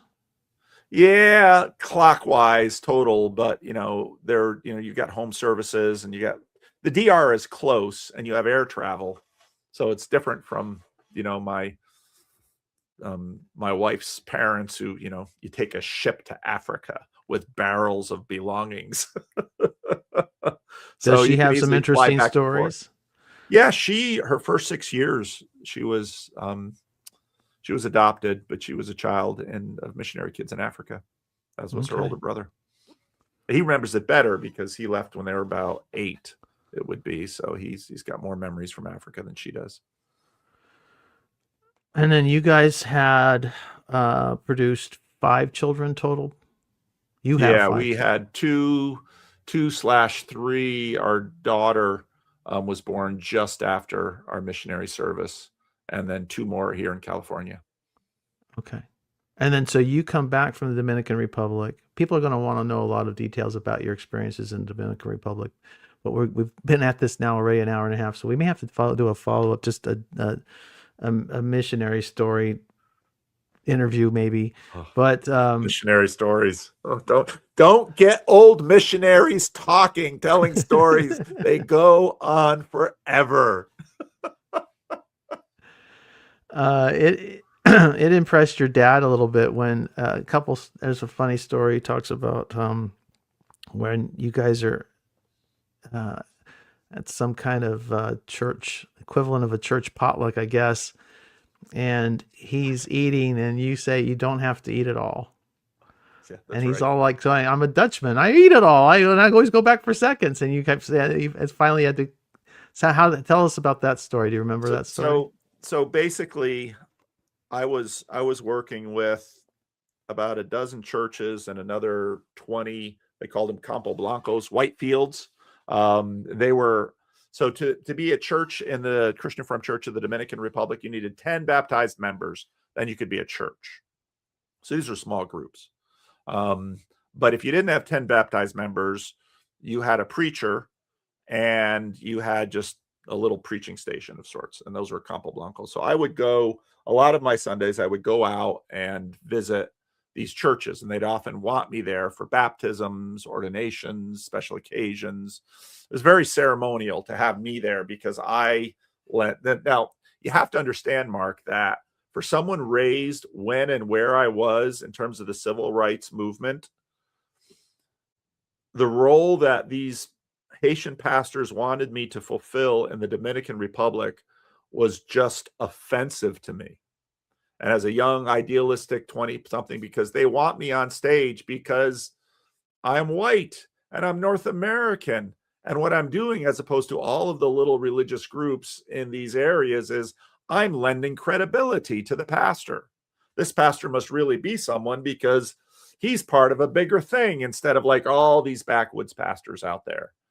So I sit on stage, and through 3-4 hour services, and I'm going to be the I'm the final act. I'm the finale of the whole production, to hear me in my Spanish preach to a group of people who only a third of them even understand Spanish, because they're all speaking Creole. I mean, it's just kind of crazy. And so when my parents come down just to visit, my mom, we've got kids at that point. So my mom's like, I'll stay home with kids. She's there for the grandchildren. My father's like, I want to see what's going on. So it's, come on, Dad, we'll go out and see some stuff. And so we go to these churches, and then when it's the big shindig for the church, so they've got dinner afterwards, food afterwards.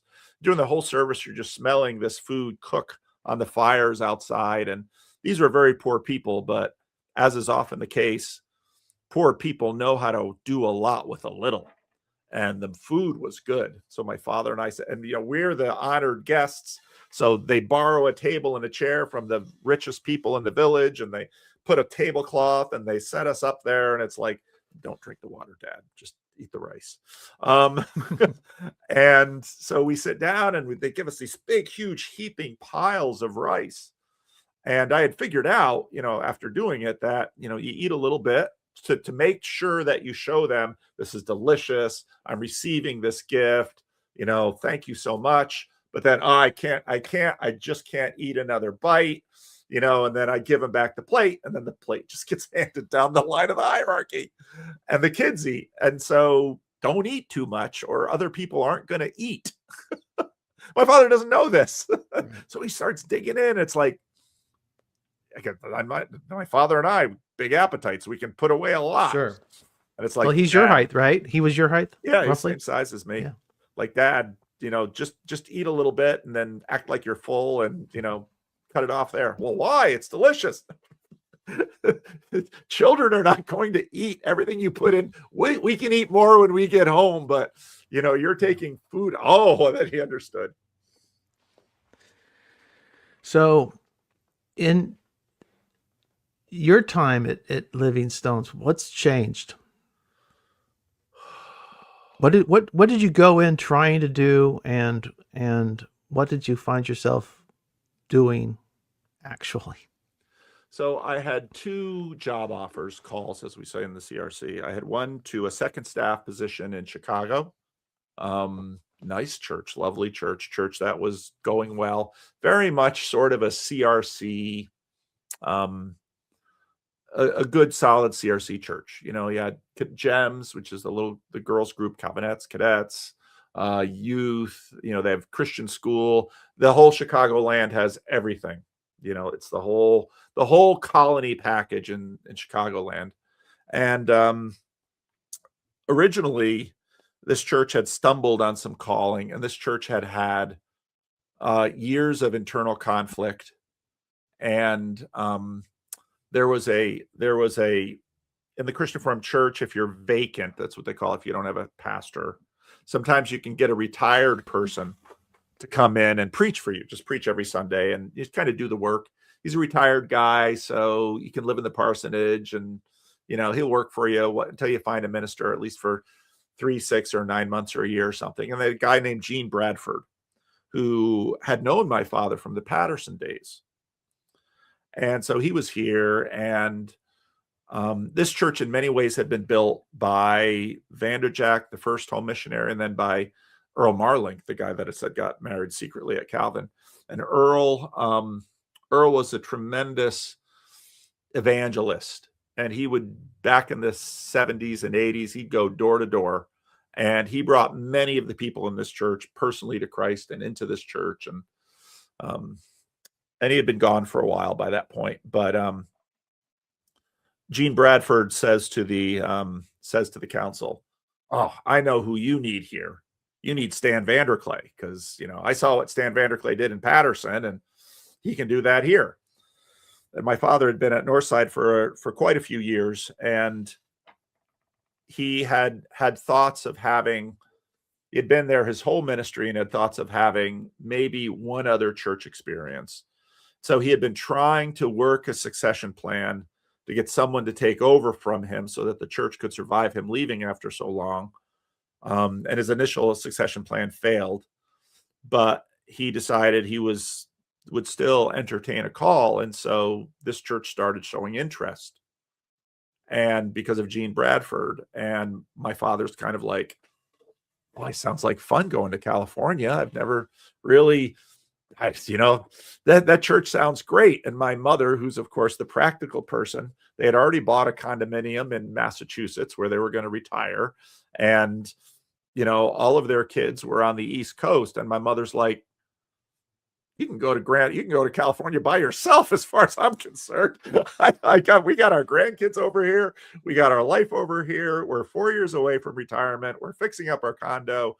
Our whole life is over here, and you're going to drag us way over there. So eventually they took a church in upstate New York, which was, much more in keeping. But he said to the church, "Well, I guess I can't really consider it, but you might talk to my son." So I had already had the Chicago call, but I sort of delayed them because I knew this church was interested. And like my father, it's like, California sounds interesting, and whereas the Chicago church was majority CRC, majority Dutch. It was a fine church, a lot of fine ministry going. I came out here and it was like I was doing the interviews, and it's like, this church is kind of a mess. They didn't think they were a mess then, but they really were kind of a mess. They clearly didn't know how to interview me, clearly didn't know what questions to ask. But there was, in the interview process, there was one guy. He was a AA guy. His name was Neil Hand. Huge man. He was maybe not quite as tall as I am, but he was, 350 pounds. I'm sitting in this restaurant, and they have just little groups of people coming in at different times to talk to me, to sort of get to know the church.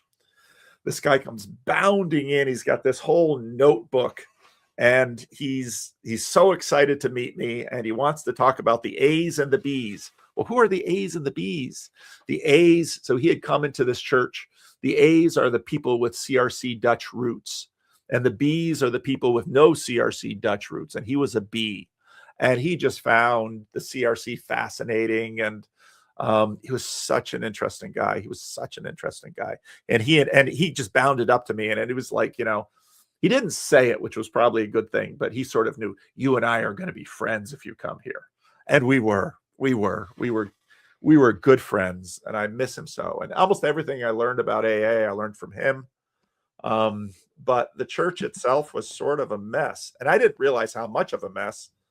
And so then I sort of, kept Chicago on the hook. I let Sacramento know that I was talking to Chicago. So if they're going to call me, I can only keep these guys waiting for so long, and I need a job at some point. So Sacramento heard the process, but then they had me on a duo, which was common, sort of the traditional CRC way to do it. So they have two different ministers, and we both come in, and we both do interviews, and we both preach, and that the congregation votes on it. That's sort of gone away now. And it wasn't unanimous by any means. Was it more work in? I'm sorry to interrupt, but was it more work in the early years, or more work now? For the church to find a pastor? No, for you to pastor it.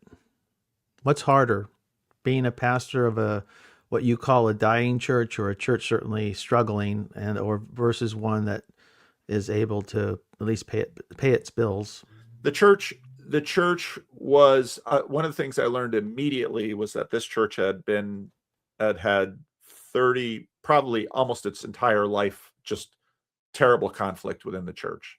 And so right away, I'm finding myself seeing, oh my goodness, there are factions in this church, and they've been warring forever, and I've just landed in the middle of this. And then within 9 months, not only I started out sort of being the centerpiece of one of the factions who had won the vote, and discovering that key elements of that faction are now furious with me because nobody told me what I was supposed to do, which was support the agenda of that faction. And I had a council, and I supported the agenda of the council. So then we had a little church fight, and then but the church was larger, and so much more of my time, and even then I was just getting started doing this kind of work. So I had to sort of relearn sermon craft. And the church right away, along with every other church in this class, has sent us to Willow Creek. And so the idea was, you need to go to Willow Creek, get up to speed on North American missiology, and make that church grow. So I'm a dutiful person. So I go to Willow Creek, and I learn, the 7 steps, and I learn all of the seeker stuff, and I come back here, and well, let's start to implement. Well, what I didn't understand was that the faction that had brought me out there was not about to implement anything like that. And then it's like, but the rest of the church is like, what do we have to lose? Let's try it. So then we lose some of our members and a whole lot of money. Try it. Maybe just tell me what that means. That means, suddenly we have a worship band.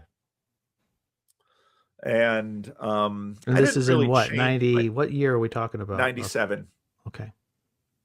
97, 98. So then we have a worship band. And then we, it really, and then in 98, we start small groups, because first we sort of start with the seeker thing, but it's like very quickly you look around here and it's like, this is no seeker church. And one of our sister churches up in Granite Springs, they were working the seeker thing and getting success. We're just an oddball group of people here. And so the seeker thing wasn't going to work. And I figured that out pretty quickly. But then it was like, well, let's do the cell church model. So then suddenly we're going to start 4 new small groups. And then, see, basically, as I was starting new church ideas, we were planting churches with each successive strategy. So Granite Springs used the seeker methodology. Tim Blackman and Chuck Dillinger used the cell church methodology. And Ron Vanderwell used the hybrid methodology, sort of between seeker and cell. And so I was trying all of these here to the degree that I could. And every time we tried something and failed, I learned. But along the way, I'm continuing to, but right away, it was very clear that a lot of the ministry here was in some ways similar to my father's ministry. And the people here at church were first nervous because what am I going to do with these people from group homes and the homeless and the mentally ill? And it's like, well, that I know how to do. That's easy in a sense, because that's just Patterson, and I know that. So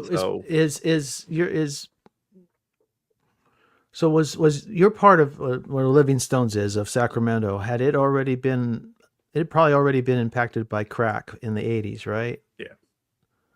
So this neighborhood, so part of a difference between the East Coast and the West Coast, especially someplace like Sacramento, which has land around it, is that the city grows like tree rings. It just keeps growing out. And so this neighborhood was developed in the late 50s and 60s when redlining was ended.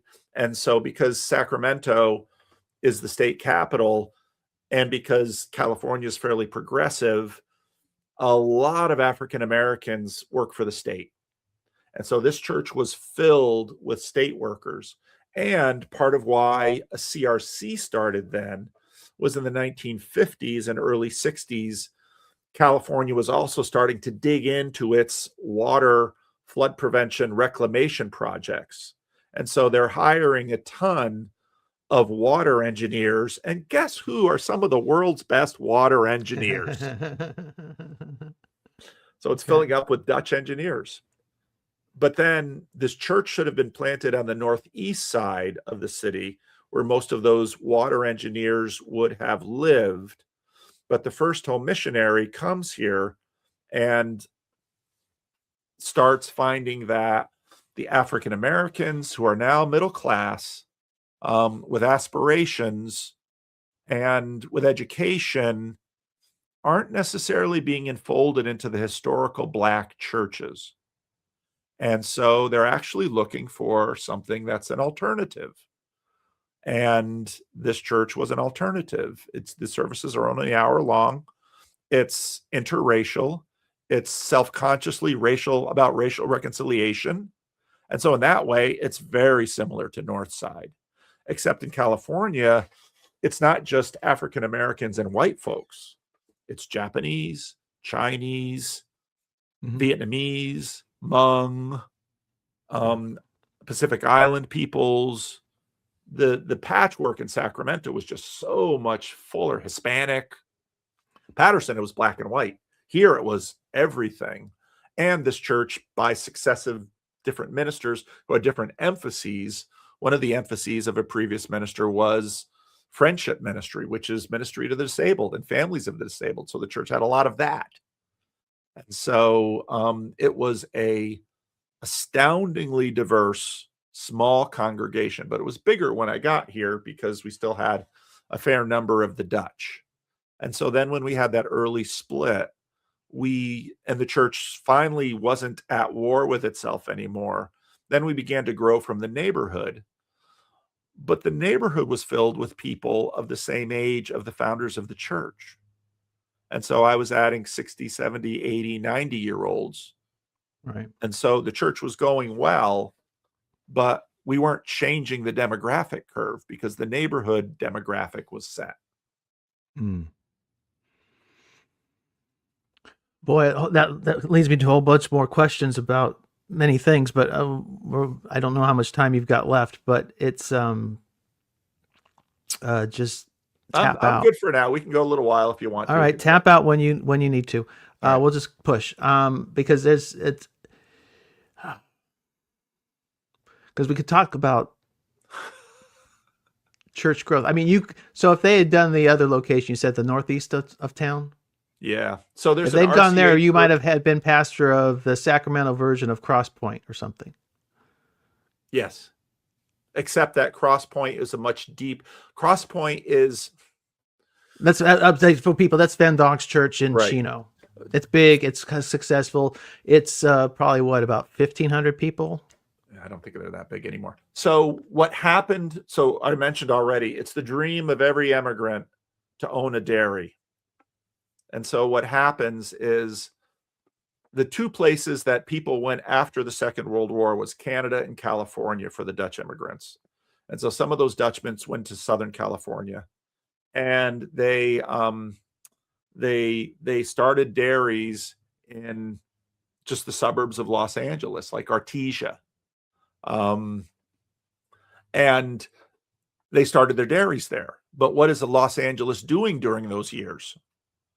Very quickly, the dairymen figured cows are just kind of a way to keep feeding the family. Our real business is land development. Real estate. And so those dairymen just kept moving out. And so by the time they're in Ontario, Chino, they've already been through one or two cycles of selling their land to developers. And then, of course, that's exactly what they did in Ontario, Chino. And then they moved to places like Visalia. Some moved back to the Midwest. Some tried in Bakersfield. But that's a much bigger colony. Sacramento was always sort of what happens in the Christian Reformed Church after the Second World War is you have this baby boom, and the Christian Reformed Church, which is very upwardly mobile through education. They're Dutch. This is what they do. So they try to give their kids the best education possible, get them the best jobs they can, make the most money they can. So the Christian Reformed Church just financially does very, very well. And so then after the war, like in the 1950s, the church planter here, I mean, Ripon is the center because the Dutchmen settled in Ripon because land was cheap. And then they start with dairies, but then some of them figured out, what, you can get milk from cows, but you know what else you can get milk from? Nuts. And the nice thing about nuts, you got to milk those doggone cows every day. The nuts, they just grow on their own. So in Ripon, the dairy farmers became almond farmers. Okay. But the almond? Children... Almond? They say almonds because to get them off the tree, they knock the L out of them. So when they're on the tree, they're almonds. When they're off the tree, they're almonds. Gotcha. Okay. So for us peasants, for you peasants, civilians, the uninitiated. So, but what's happening, of course, is that not everybody can be a dairyman. That's sort of the way farms work. Yeah. So what are you going to do with your other sons and daughters during the baby boom? No, you're going to get a college education, and you're going to go out and you're going to compete in the world, and you're going to become rocket scientists. And plus, Sacramento's a military town, so you've got military people coming through. So a church starts here, and it's full of, like, one of the farmers, he's a rice farmer. His father was a truck driver in Southern California. You've got water engineers. You've got rocket scientists. You've got people with PhDs. And you've got these crazy home missionaries that are enfolding African-American and Chinese from the neighborhood using basically evangelical songs and methods to save their souls for Jesus. And you've got African Americans that are looking for an alternative to the Black church. And that becomes this church. But the whole missionary originally went through the phone book in Sacramento and called everyone with a Dutch last name. Right. Because why go door to door? Just stick to the Dutch. That's where you're going to get your response. And so that's how they did it. And the first Dutch non-nucleus start was in Fairfield, not too far from here, where But they said that drive, that cultural drive for success, and ambition for status and success and security, because as you said, there's a lot of generational trauma. And you think about it, it goes all the way back to Napoleon. It's a period of, the last 200 years has not been easy. right. And the Netherlands has long been a refugee place. They're on the fringe of the big places in Europe. And so if you're a misfit, you go to the Netherlands. It's part of the reason they developed a culture that's so flexible. Mm. That's why the Anabaptists went to the Netherlands. It's why the Pilgrims went to the Netherlands. Right. So INCLE goes to the Netherlands. Yes, that's true. And that's another stuff. Anyway, but this ambition, drive, the drive for security, it's to me, it seems like a drive for security above all else. Everything else is in service of that. So, but that seems to be, this goes into Swearinga's article about the burn the shoes and all of that. What's pulling the community apart is that drive for success and status. It works both ways. Right. It can fuel it if you can hold them, if you can keep them all in, keep them all showing up for church, or for at least for Christmas and Easter, or building Christian schools. That's true. And that may be that's as you've talked about before, that could be the thing that kind of gets you through this rough patch, would be the Christian schools, which are thriving, versus the churches that aren't. Right. Denominationally speaking. So how many, when you look at, we can talk about your family, your extended family, or we can just talk about what you observe in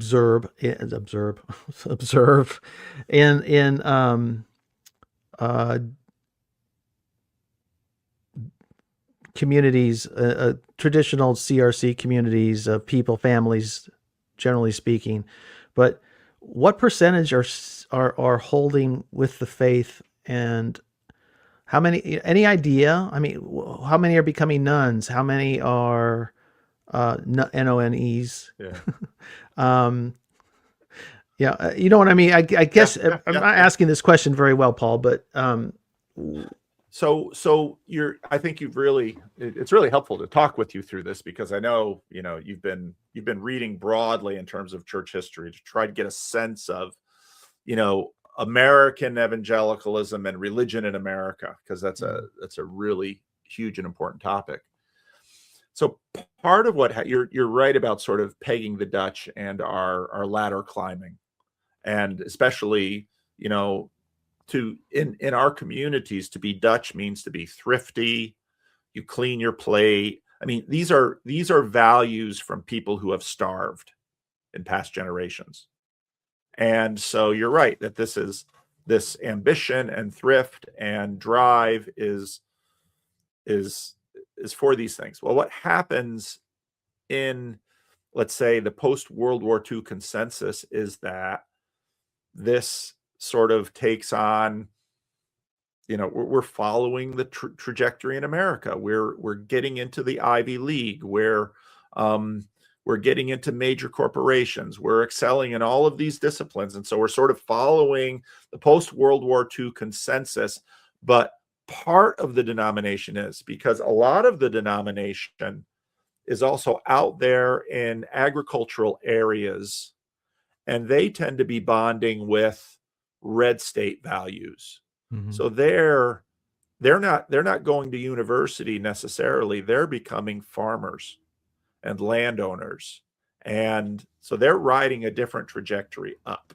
And the Christian Reformed Church has always been a conservative denomination. This goes all the way back to the Netherlands and this conservatism and rural. And so what happens in the women in church office split is that the denomination is basically cut right down the middle, sort of between ascendant blue church religion and red religion.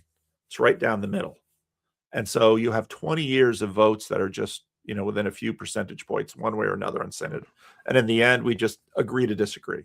So you can have a local church option. But then over time, a majority of classes seat women. So women are seated at synod. We hived off about 60,000 conservatives there. And so the progressives, not terribly progressive, but the progressives are like, we won. We own it. It's ours.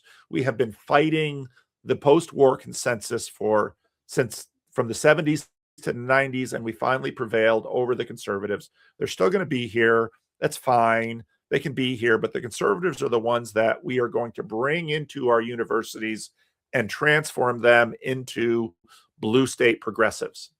What they didn't recognize was that the children of the generation that won the war over women in church office were not going to church.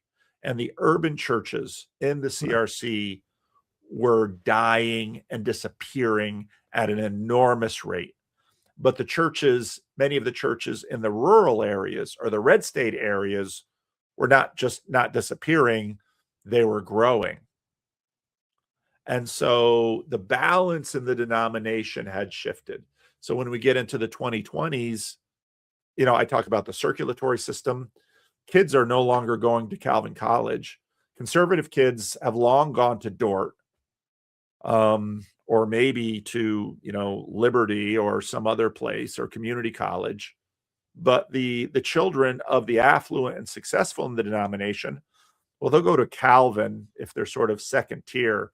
But if they're really sharp, they'll go to Harvard or Yale or Princeton or Stanford they're mainlining, and they're not going to church. They're solid Democratic voters, but they're not going to church. And in Canada, the dynamics are different, but similar in that the ladder climbers are becoming the liberal elites in the country, but they're no longer sending their sons. They no longer would, when they can't keep them. They can't keep them in though. No, but you used to say you can't keep. How you can keep the kid down on the farm? Right. And in this case, it's once you've sent them off to college, how do you keep them going to church? Right. But it doesn't even require college, because I think that the secularization pole is cultural at this point. Yep. Because it's on the internet. You don't have to go to college anymore. It's on the internet. No. But on the other hand, here's a hard question. When you just look at your family, without naming names, and again, if it's too personal, just look at your own family, and you can reach this out to just imagine in your mind your extended family. When you think about which is harder on the family, the church, the experience of being a child of a minister or spouse of a minister, or being a Christian in a denomination that doesn't say jive well with the values you're learning in the broader culture. I guess what I'm asking is, what breaks these things apart? What for some reason you've got this cycle we talked about already with the in the CRC or Dutch Reformed movement there's this liberalization and this drift. It seems less intentional, and then a hard right where it turned towards a conservative pullback. Yeah. And you have these, it keeps liberalization drift and hard conservative reaction, and does it again and again. And at a personal level, that seems to have a toll on people's faith. But is that the problem, or is it something else? Because I know of a lot of I've known a lot of pastors' kids up close, and their their faith is more often put in jeopardy by the experience of being a pastor's kid than it is by um, Christopher Hitchens or something. Yeah.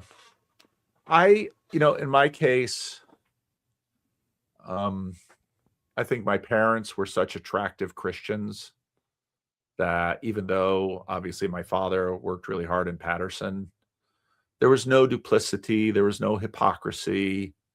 They lived what they believed, and it was inspiring.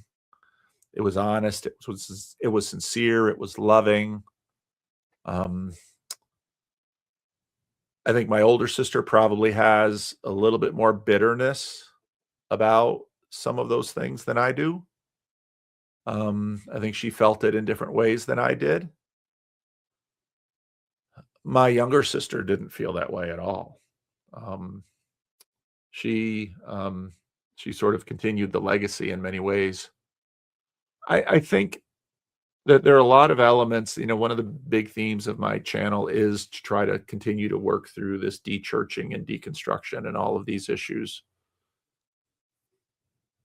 I think for some CRC people, especially boomers older than me, they look back at their upbringing and there's some nostalgia because the Christian schools were full and we knew everyone. We were part of a tribe. It was awesome. But it was, all these Sabbath rules, you know, we were so narrow-minded because we thought if someone married someone outside the faith, they would be going to hell. And we don't believe that anymore. Um, and so then, especially women in church office and then same-sex marriage, hey, we've got kids and grandkids who are gay. This is a family thing. These are our family. Why would we not affirm and bless them and have them be part of us? And yeah, I totally get that.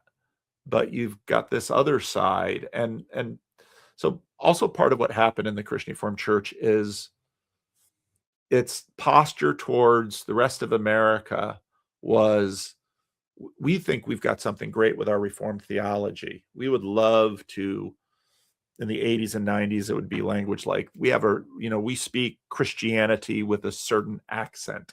And so we'd like people to be able to adopt our accent.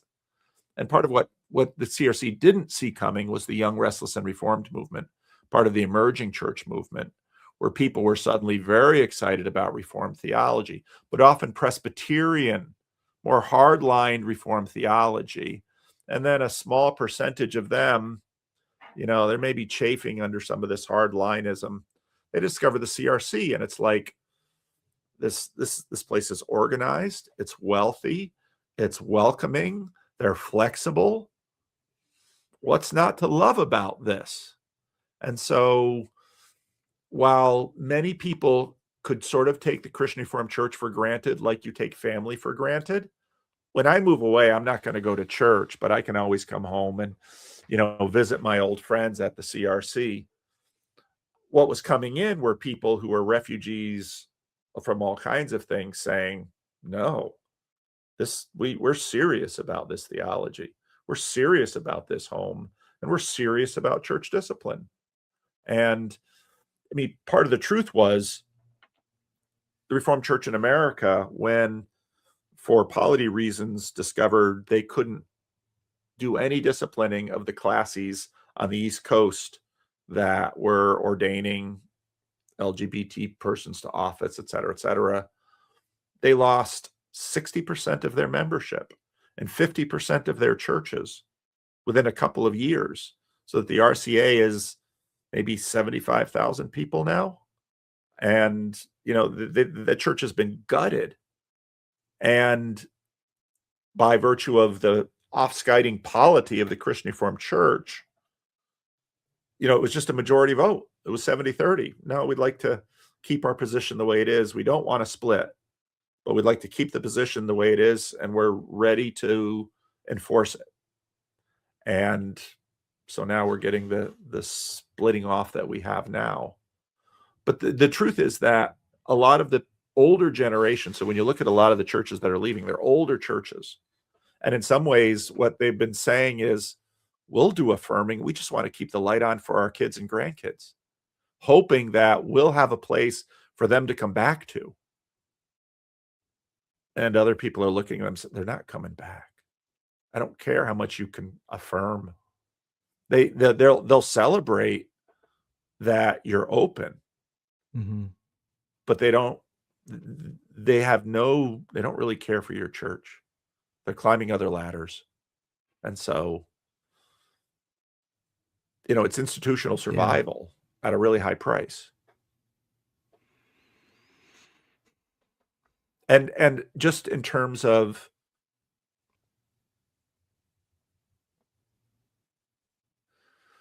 it's clear to me, a couple of things are clear. Number one, the Christian Reformed Church, despite the fact that it's a Calvinist denomination that believes that we are radically called and chosen by God, spent enormous amounts of money and energy to try to make sure their children were elect.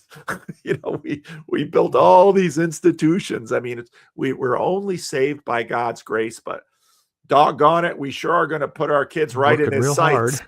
We're going to work really hard to make sure our kids are elect. In many ways, if you're looking not necessarily at election, but in terms of church participation,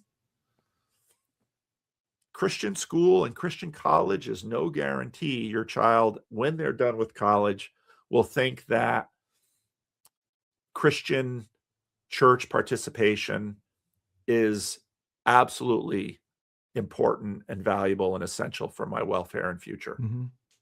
They find all of the standard American secular things, a good job, a good education, the right spouse, all of those things they find far more essential to their well-being than that. And so this is where, again, broader Christian history, you tend to see more of this cycle of, were your parents loving? Was your family chaotic? No. Were your parents loving? Yes. Did they always feed you and clothe you? Yes. You take all those things for granted. And then the institutional underpinnings, second and third generation, kind of get lost. Then you have other people where life was chaos. And then they see the Christian Reformed Church and it's like, that's orderly. They have rules and they follow them and they care about them and they share with each other and they do that. I want that. And so then you look at people like Phlebas, a younger generation, Canadian raised CRC. And now I hear a lot of voices of millennials and younger who say, I want what my parents and grandparents threw away. I want the institutions. I want the rigor. I want the discipline. I want all of that because the world is just too chaotic. That's that conservative impulse. Yep. That recycles but how do they keep their kids and grandkids? Right. It's just.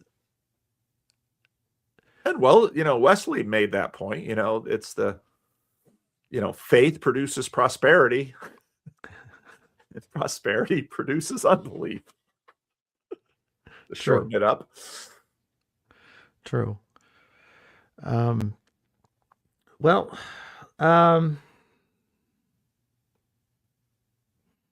This seems like as good a place as any to end it. This is one of those interviews you could just keep going. I know there's tons of stuff I wanted to get through and didn't, and I'm going to get criticism for not asking the right questions.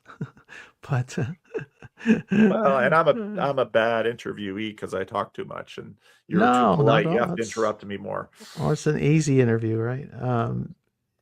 Yeah. Well, I guess what I would close with is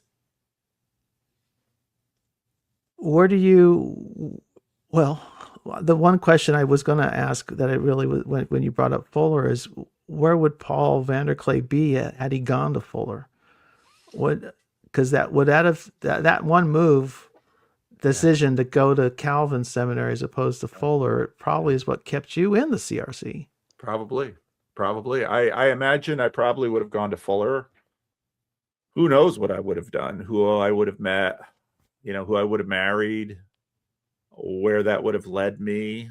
I likely I wouldn't be surprised if I would have at this point maybe been Presbyterian. PCUSA mainline. That certainly was much more my trajectory in a lot of ways. Or spun off into a vineyard type of thing. Your dad wrote. I mean, there's healings in your dad's book. Ron Oh yeah, Copperman's going to love your dad's book. yeah, You're going to yeah, have yeah, to send yeah. him the link.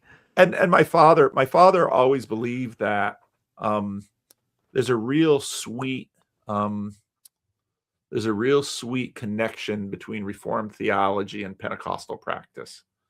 John Wimber was basically Presbyterian until everything happened that happened, and the Vineyard is basically charismatic Presbyterians in some ways. At least that's how they started.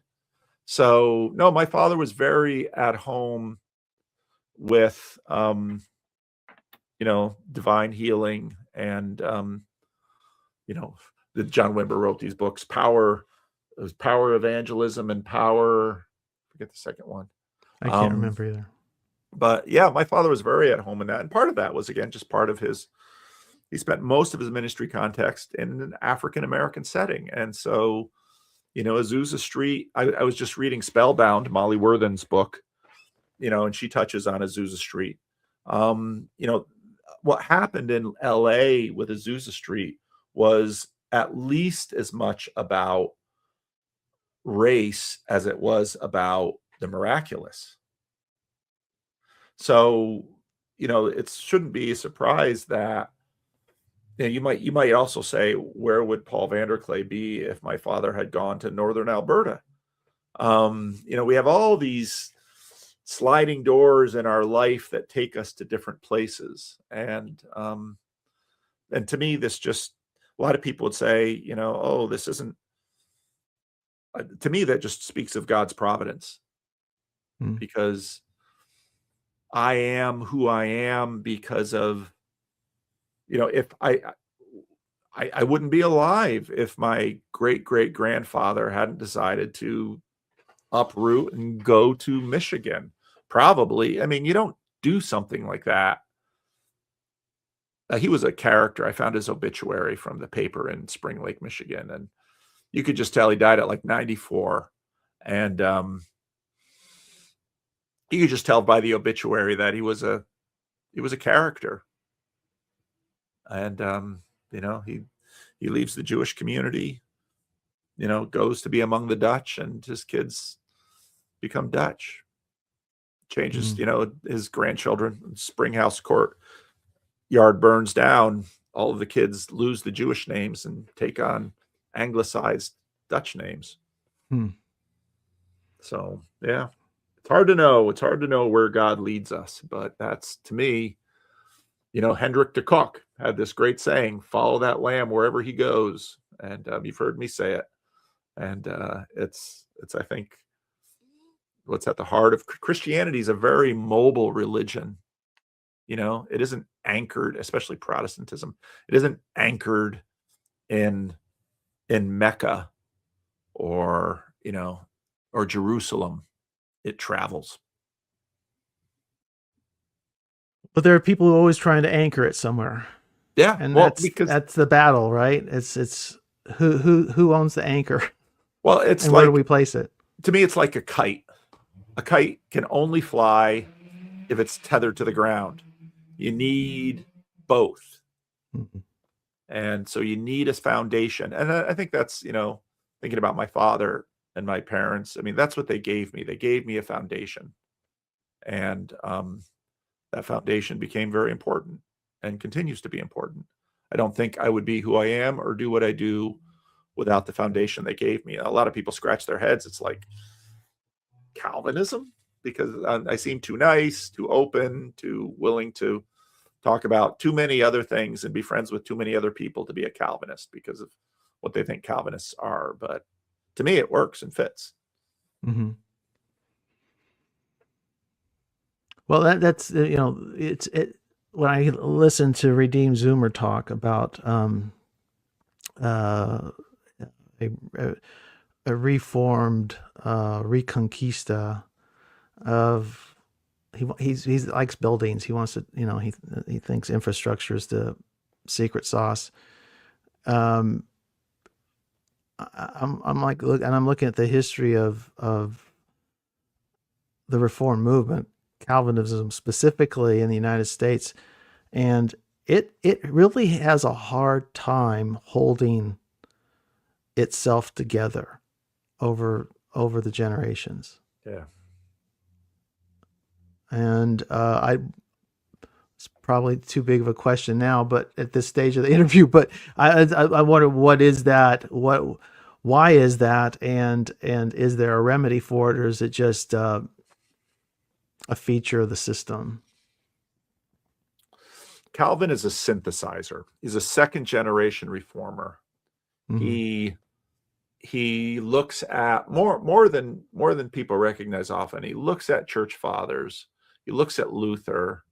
He, of course, was raised Catholic, French Catholic. Mm-hmm. And he's an applier. And so Geneva fills up with these French refugees, and he tries his best to go from a 2-speed where you have monks and saints and monasteries and, the church trying to deal with the masses outside the walls and the secular churches. That's, of course, where the word comes from, the secular priests and the secular churches. And he tries to, in some ways, he's apocalyptic in some ways. He tries to bring the kingdom of God down onto the earth in Geneva. And you see this impulse again and again. And you're right that this world, and I think a close reading of the Gospels bears this out, this world can't hold all that the kingdom of heaven wishes to give us. You see that in, International House of Prayer or Bethel. You look at these high intensity Pentecostal ministries. Bill Johnson, in that sense, is sort of a Calvinist, because it's like, we're going to be really serious about signs and wonders here.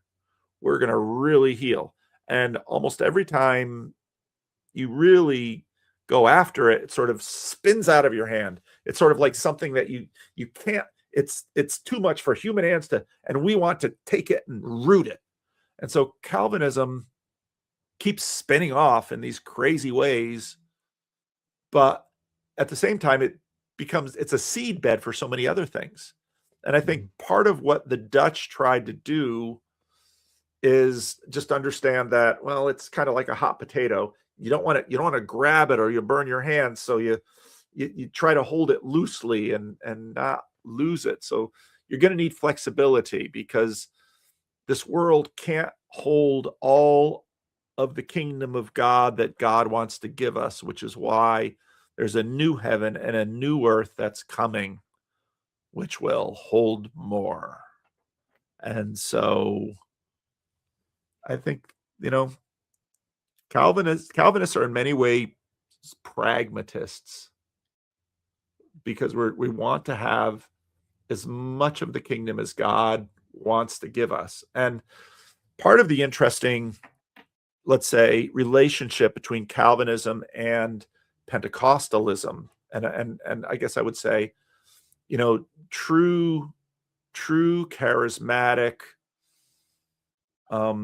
giftings, is the minute you try to engineer a gift from above, you've committed idolatry. It looks like witchcraft.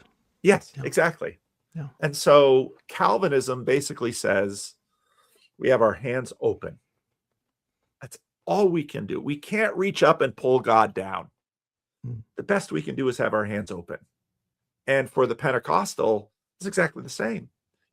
We want the healing, we want the deliverance, we want the, we need you to descend upon us from above. And there's nothing we can do to prime the pump. So we're completely dependent on you, Lord. And so what we're going to do is we're going to pray, because that's all we can do. We're going to pray, and we're going to wait, and we're going to beg you to shower your blessings upon us, to restore us, to renew us, to save us. So you can see the connection between a Calvinism that says, not what my hands have done can save this guilty soul, and a group that says, we are in need of a fresh outbreak of your Spirit, Lord, or we're going to die of thirst. It's the same impulse. Yeah. Very good. Let's land the plane. All right, we'll land the plane. Is there a question I should have asked you? No, this is fine. I mean, the problem is, again, I'm a talker, and I couldn't. The same problem my father's book has. And my sister tried to whittle some things down, but that started a wrestling match with him, and she's like, I'm not going to fight you, Dad. This is your story. This is your book. Make it as fat as you want. Yeah. It's I haven't really explored it enough yet, but I'm also fascinated by what attracts people to faith, and why some people seem to live perfectly fine without it. Yeah. I don't quite. I mean, I think maybe neurologists think they have a better grasp of that question than or answer to that question than I do. But I'm not sure if that's entirely the answer. But just some people are wired for it.